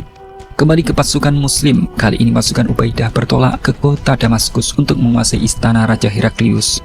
Sesampainya pasukan muslim di dekat tembok Damaskus, Abu Ubaidah mengerahkan pasukan komandannya untuk menyebar ke setiap pintu gerbang Damaskus guna mengepung benteng tersebut. Pada saat itu pasukan muslimin mendapat dukungan dari kabilah Jafnah yang merupakan warga Damaskus. Mereka memihak kepada pasukan muslim untuk ikut berjuang mengalahkan orang-orang Romawi yang selama ini telah menindas mereka. Mereka juga bersedia mensuplai peralatan modern seperti milik kerajaan Romawi. Sebagai ganti, mereka akan mendapatkan perlindungan dari kaum muslimin. Sementara itu, berita kekalahan pihak Romawi di berbagai tempat telah menyebar sampai ke negeri Persia, hingga membuat orang-orang Persia di kota Al-Madain, Iran menjadi cemas, termasuk ratu dari kerajaan Sasania yang bernama Ratu Boran. Dia merupakan anak Raja Kisra kedua yang ayahnya digulingkan dan dieksekusi. Kemudian Ratu Boran diangkat menjadi Ratu Persia untuk menstabilkan kerajaan dari kepunahan. Dan dari sana pula Ratu Boran menunjuk seorang bernama Rustum untuk menjadi Perdana Menteri sekaligus komandan tertinggi untuk memerangi umat muslim.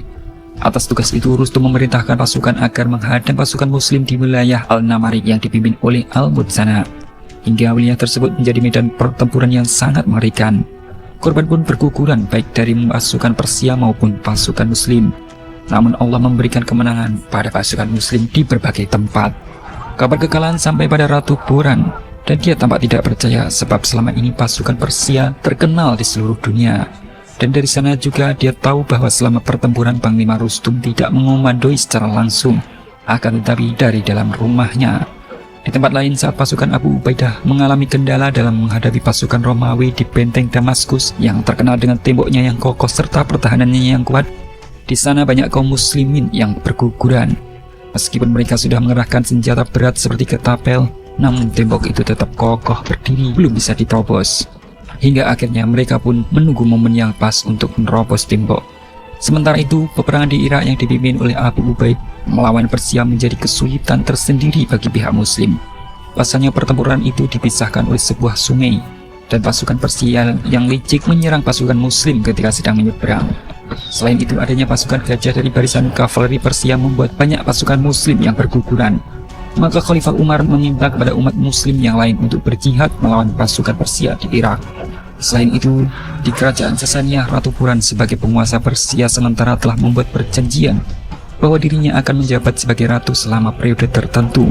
Setelah kerajaan Sasania telah stabil, maka di tahun ini dia harus merelakan jabatannya sebagai ratu kepada salah satu keturunan Pervez, yaitu Yezdikrid. Sementara di kota Madinah, Khalifah Umar bin Khattab terus menunjukkan sifat-sifat yang tak biasa dilakukan oleh khalifah sebelumnya. Beliau merupakan sosok khalifah yang turun langsung melihat rakyatnya yang tidak mampu, serta bersedia mendengarkan keluhan dari masyarakat. Bahkan istri yang ditinggal jihad oleh suaminya, mereka perhatikan kebutuhan hidupnya.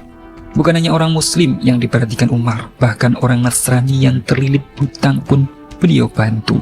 Suatu hari saat Umar bin Khattab berkeliling, beliau melihat ada seorang wanita yang sedang masak di dekat tenda. Sesekali ibu ini sibuk mengaduk panci, sesekali pula ia membujuk anaknya untuk tidur. Umar lantas bersegera melontarkan pertanyaan tentang apa yang sedang dimasak ibu tersebut dan apa penyebab si putra tak henti-hentinya menangis. Dengan sedih si ibu menceritakan keadaannya. Ia mengatakan bahwa anaknya menangis karena kelaparan, sementara ia tak punya makanan apapun di rumahnya. Ibu ini juga mengatakan bahwa yang sedang dimasak itu adalah sepunggah batu untuk menghibur sang anak, seolah-olah ibunya sedang membuat makanan untuk dirinya. Ibu ini juga sempat mengumpat kekesalannya pada sang pemimpin, dalam hal ini Umar, karena membiarkan rakyatnya kelaparan. Mendengar kekesalan dari ibu ini, Umar lantas pergi menuju Baitul Mal untuk mengambil sekarung gandum. Beliau membawa sendiri karung gandum tersebut di punggungnya dan menuju ke rumah ibu yang memasak batu tersebut. Pengawal Umar yang melihat pemimpinnya terkopoh-kopoh membawa karung gandum lantas menawarkan diri untuk membantu, namun Umar menolaknya. Umar yang terus membawa karung gandum tersebut Setelah sampai di rumah ibu tadi, Umar langsung memasakkan sebagian gandum untuk dijadikan makanan. Setelah matang, ibu dan anak ini dipersilakan makan sampai kenyang. Umar lantas pamit setelah ibu dan anak ini makan dengan cukup. Beliau kemudian berpesan agar esok harinya anak dan ibu datang ke Baitul Mal menemui Umar untuk mendapatkan jatah makan dari negara. Sepulang dari berkeliling, Umar kelelahan dan berhenti di samping rumah penduduk. Dari balik pagar, Umar tak sengaja mendengarkan suara seorang ibu yang menyuruh anaknya untuk mencampur susu dengan air agar mendapat untung yang berlipat. Namun anak gadis tersebut menolak dengan alasan bahwa itu kecurangan dan haram hukumnya. Lebih baik untuk sedikit namun halal. Selain itu, meski Amirul Mukminin Umar bin Khattab tidak tahu, tapi Allah Maha melihat apa yang dilakukan hambanya. Keesokan harinya, Umar lantas mendatangi rumah tersebut dan menanyakan perihal susu. Ibu anak tersebut ketakutan dan meminta maaf. Bukan hanya itu, Umar juga tertarik dengan kejujuran si perempuan yang bernama Zainab, kemudian menjodohkan dengan putra beliau yang bernama Azim. Selain sebagai pemimpin, Umar juga sebagai hakim. Setiap permasalahan umat diselesaikan di depan Umar. Permasalahan umat kian bertambah, namun kini wahyu telah terputus sebab Rasulullah telah wafat. Umar lantas meminta kepada umat muslim untuk mengambil hukum dari Al-Quran, Sunnah. Namun bila tidak ada dalam kedua sumber tersebut, beliau meminta untuk mengedepankan musyawarah dalam mengambil keputusan. Kembali ke pertempuran di benteng Damaskus. Buah kesabaran pihak kaum muslimin yang mengepung benteng tersebut selama berbulan-bulan lamanya akhirnya mendapat kesempatan untuk melakukan serangan. Ketika para petinggi pasukan Romawi sedang melakukan pesta, saat itu penjagaan gerbang timur lengah. Pasukan muslimin kemudian memanfaatkan kesempatan tersebut untuk memanjat tembok dan membuka gerbang. Para penjaga gerbang yang tak sadar bahwa ternyata pasukan Khalid bin Walid telah berhasil menyusup ke gerbang benteng timur, yang seketika itu petinggi Romawi di benteng itu harus takluk dan menyerahkan kota Damaskus ke pihak pasukan Islam. Pasukan muslim kemudian masuk dan menduduki kota Damaskus. Atas keberhasilan itu, kaum muslimin menjadi bahagia setelah apa yang dijanjikan Rasulullah terbukti benar adanya. Sementara itu, di Madinah, Umar bin Khattab mendapatkan kabar bahwa umat sana di Irak masih terus berjuang, penduduk Azam yang telah bersekutu dengan Kisra. Maka, untuk itu Umar menunjuk komandannya yang dijuluki Singa Tertidur, yaitu Sa'ad bin Abi Waqqas, untuk membawa bala bantuan ke Irak. Singkat cerita, pasukan Sa'ad bin Abi Waqqas telah mendirikan kem-kem militer di wilayah Qadisiyah untuk berhadapan dengan pasukan Persia yang dipimpin langsung oleh Panglima Perang Rostum. Namun pada waktu itu Sa'ad tengah terbaring lemah dikarenakan dia terkena penyakit misterius yang belum diketahui. Meskipun begitu, beliau tetap memberikan komando dari jarak jauh. Hingga beberapa waktu berselang, peperangan Qadisiyah akhirnya pecah. Pada hari pertama itu, para komandan pasukan Sa'ad bin Abi Waqqas mampu menumbangkan para komandan pasukan Persia. Pertempuran pun berlanjut dengan pasukan, walaupun mereka masih kesulitan menghadapi pasukan gajah hingga menimbulkan banyaknya korban dari pasukan muslim. Namun situasi seketika berubah setelah pasukan berkuda kaum muslimin yang dikomandoi oleh Ibnu Amir At-Tamimi membawa pasukan yang begitu besar. Dengan strategi, pasukan itu dipecah kembali menjadi unit-unit kecil yang membawa masing-masing 100 pasukan. Hal ini dilakukan untuk semata-mata membuat pasukan Persia menjadi ciut, yang seakan-akan melihat pasukan muslim tak habis-habisnya. Di hari kedua, At-Tamimi memutuskan untuk mengajak duel kepada para komandan pasukan Persia. Pada hari itu, At-Tamimi menghadapi salah satu komandan Persia yang begitu gagah. Dengan semangat jihad yang dimilikinya, akhirnya At-Tamimi mampu mengalahkan komandan Persia tersebut. Melihat komandannya yang telah gugur oleh pihak muslim, kali ini Rostum mengerahkan 2 komandan terbaiknya. Namun lagi-lagi, apa yang dilakukan mereka menuai kegagalan. Hingga dari sana, pertempuran dengan skala besar pun terjadi. Pada pertempuran hari ketiga, bantuan pasukan dari Hisyam telah tiba. Semangat juang kaum muslimin pun kian meningkat. Di sela-sela pertempuran itu, keberanian At-Tamimi diperlihatkan ketika dia menghadapi pasukan gajah Persia yang terkenal kuat, hingga dia berhasil melumpuhkan satu persatu pasukan gajah mereka. Dengan siasat perang yang dimiliki At-Tamimi pula membuat pasukan Persia kocar-kacir. Rustum Panglima Persia pun tewas dan kaum muslimin dapat memenangkan pertempuran tersebut. Kerajaan Kisra berikut seluruh harta bendanya pun dapat dikuasai kaum muslimin. Seperti yang pernah dijanjikan Rasulullah kepada kaum muslimin tentang agama Islam yang akan menguasai 2 kerajaan besar, akhirnya tercapai setelah Bizantium jatuh ke tangan pihak muslimin. Dan kali ini kerajaan Persia akhirnya bisa ditaklukkan. Maka Umar bin Khattab yang berada di Madinah terus mencari informasi tentang hasil peperangan dengan Persia.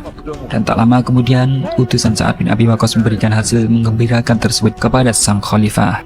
Keberhasilan pasukan Sa'ad bin Abi Waqqas dan Ibnu Amir At-Tamimi menguasai kerajaan Persia membuat pasukan muslim mendapatkan hasil jarahan perang yang begitu melimpah. Kemudian harta tersebut mereka bawa ke kota Madinah. Seketika itu Umar teringat kepada Suraqah bin Malik yang saat dulu pada masa jahiliyah pernah dijanjikan oleh Rasulullah bahwa suatu hari nanti dia akan mengenakan pakaian Raja Kisra. Maka kali ini apa yang pernah dijanjikan Rasulullah akhirnya terjadi. Setelah peperangan demi peperangan yang selama ini dijalani umat muslim, Suraqah mengenakan pakaian serta semua atribut Raja Kisra. Namun Khalifah menyuruh untuk melepas kembali lantaran hak dia hanyalah memakai, bukan memiliki. Harta tersebut milik semua umat muslim kala itu.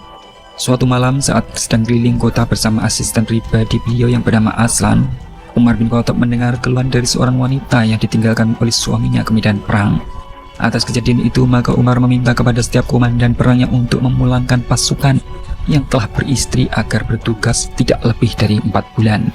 Hal itu dikarenakan Umar sangat takut apabila wanita muslim melakukan zina bila terlalu lama ditinggalkan oleh suami-suaminya. Selain itu pula, pada masa pemerintahan khalifah kedua ini juga diterapkan sistem penggajian bagi para prajurit yang ikut berjihad, serta melakukan pencatatan terhadap semua jumlah harta di Baitul Mal. Waktu ke waktu terus berlalu, kali ini pasukan Amr bin As telah sampai di kota Yerusalem sebagai kota suci umat beragama. Di sana Amr telah mengepung benteng Yerusalem selama 4 bulan lamanya untuk mengincar panglima pasukan Romawi.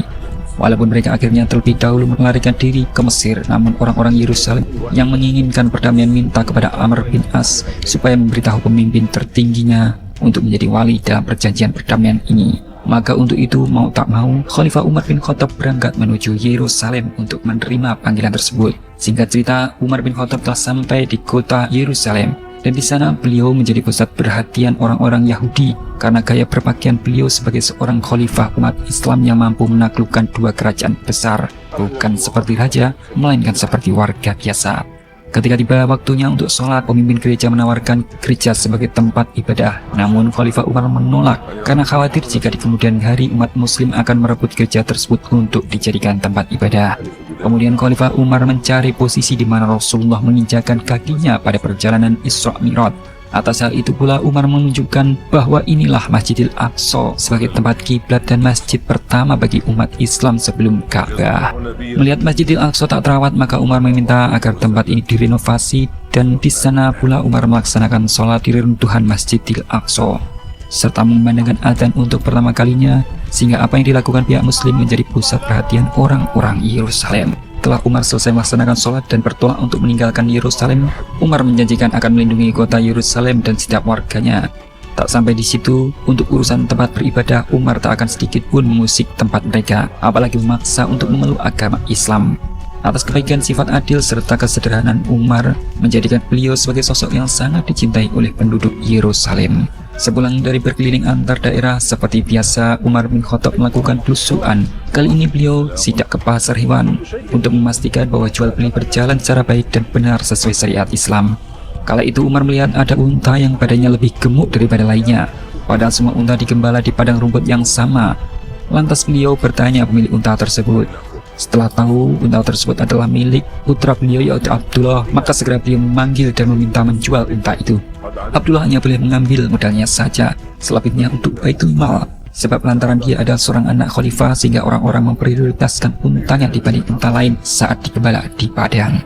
Pada tahun 17 Hijriah juga merupakan tahun kelaparan akibat musim kemarau dan badai pasir yang terjadi di berbagai wilayah Arab, termasuk Madinah. Selain itu, semakin banyaknya orang-orang yang datang dan bermukim di Madinah membuat Umar bin Khattab kali ini diuji kesabarannya oleh Allah untuk menunjukkan sikap kepemimpinannya. Bagaimana caranya agar beliau bisa memenuhi segala kebutuhan umatnya yang sedang ditimpa musibah. Meskipun saat itu para sahabat Rasulullah seperti Utsman bin Affan telah menyisihkan unta-untanya agar bisa dikonsumsi untuk umat, namun tak semua hewan peliharaan dapat dikonsumsi. Pasalnya, musim kemarau saat itu membuat sebagian hewan kena penyakit dan bahan panganan mengalami gagal panen.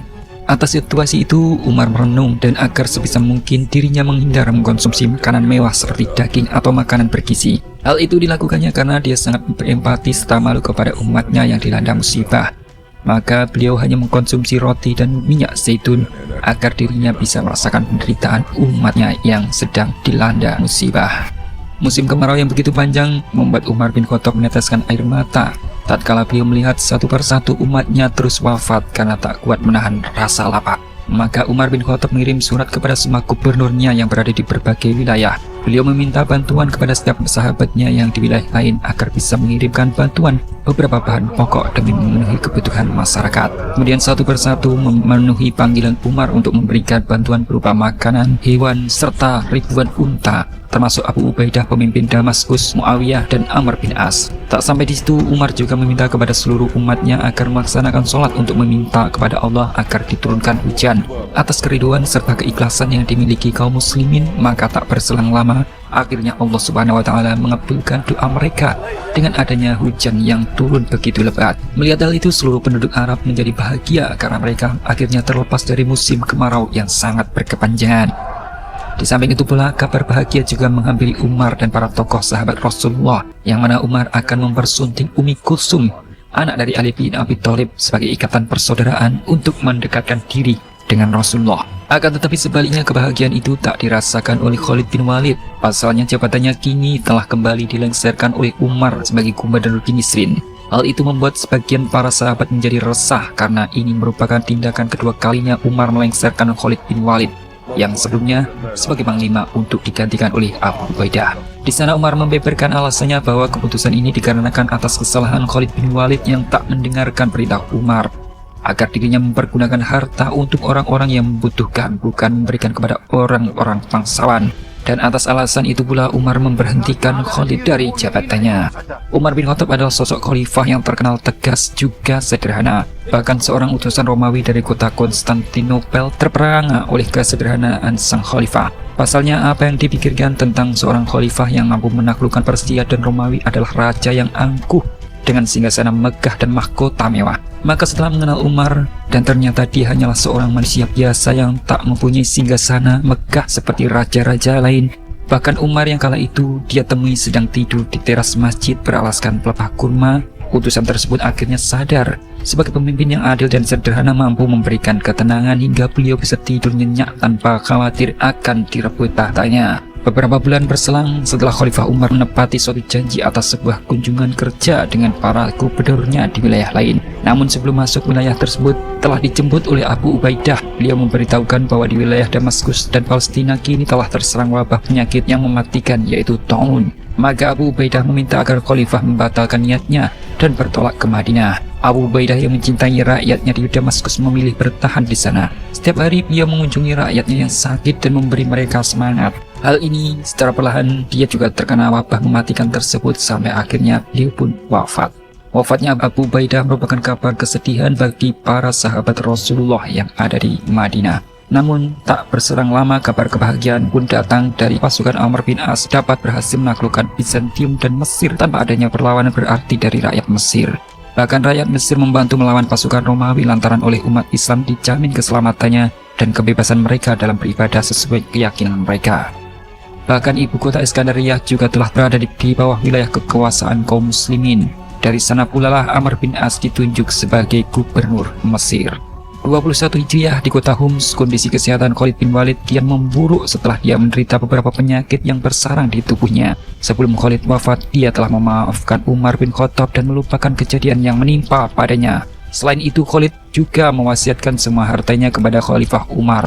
Hingga pada tahun itu pula seorang mantan panglima tersohor kaum muslimin yang amat ditakuti oleh musuh-musuhnya serta dijuluki pedang Allah yang terhulus akhirnya mengembuskan nafas terakhirnya. Kabar wafatnya Khalid bin Walid sampai ke kota Madinah. Semua umat muslim sangat terpukul atas wafatnya panglima hebat mereka.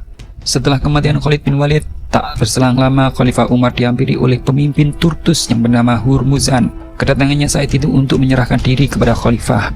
Terlebih dia sangat penasaran dengan ajaran Islam. Pasalnya dahulu pada masa jahiliyah, orang-orang Arab tak ada yang mampu mengalahkan pasukannya. Namun semenjak kedatangan Islam, ukhuwah mereka sangat kuat dan mampu memperluas wilayahnya. Maka dari sanalah ia berserah diri untuk menjadi bagian umat dari ajaran Rasulullah, yaitu ajaran Islam. Setelah penduduk Turtus memeluk ajaran Islam dan wilayahnya masuk ke dalam wilayah kekuasaan umat Islam, maka seorang mantan komandan pasukan Turtus yang bernama Abu Lu'lu'ah, seorang yang beragama Majusi, datang ke Madinah. Ia berpura-pura memeluk agama Islam meskipun ternyata secara diam-diam mempunyai misi untuk balas dendam dengan membunuh Khalifah Umar. Lantas dia datang ke tempat Hurmuzan yang sudah memeluk ajaran Islam dan mengajaknya untuk berkhianat. Namun Hurmuzan menolak ajakan itu. Dia juga sempat menasihati Abu Lu'lu'ah, namun percuma lantaran dendam telah meracuni hatinya. Dan Hurmuzan mengusir Abu Lu'lu'ah. Beberapa waktu berselang, pada tahun 23 Hijriah bulan Zulhijjah, Khalifah Umar bin Khattab menunaikan ibadah haji untuk terakhir kalinya sebelum beliau pulang ke hadapan Sang Khalik. Di saat yang sama dalam momentum itu, Abu Lu'lu'ah mempersiapkan segala hal untuk bisa membalaskan dendamnya kepada Khalifah Umar dengan membuat sebuah belati khusus yang telah diberi racun untuk dipergunakan menikam Khalifah. Lantas pada waktu subuh, Abu Lu'lu'ah pura-pura ikut sholat berjamaah di belakang. Ketika Sang Khalifah sedang membaca surat Al-Fatihah, Abu Lu'lu'ah mengeluarkan belatinya dan digunakan untuk menikam Khalifah Umar dari arah belakang, yang membuat beliau seketika terkapar. Luka tikam dari belati tersebut membuat sebagian organ dalam Khalifah Umar mengalami luka yang cukup serius. Sebelum Khalifah Umar menghembuskan nafas terakhirnya, beliau meminta kepada Aisyah agar dirinya diberikan izin untuk dimakamkan di dekat makam Rasulullah. Dalam kondisi itu pula, Umar menyarankan tentang khalifah selanjutnya untuk dipegang oleh sahabat Rasulullah seperti Ali bin Abu Thalib, Utsman bin Affan, Abdurrahman bin Auf, Thalhah Al-Zubair, dan Sa'ad bin Abi Waqqas. Khalifah juga meminta agar khalifah baru segera diumumkan supaya umat Islam tidak terpecah belah. Pada tahun yang sama, khalifah kedua Umar bin Khattab sebagai benteng umat Islam akhirnya menghembuskan nafas terakhirnya untuk menghadap Sang Pencipta. Demikian ulasan film kisah Umar bin Khattab, semoga bermanfaat. Wassalamualaikum warahmatullahi wabarakatuh.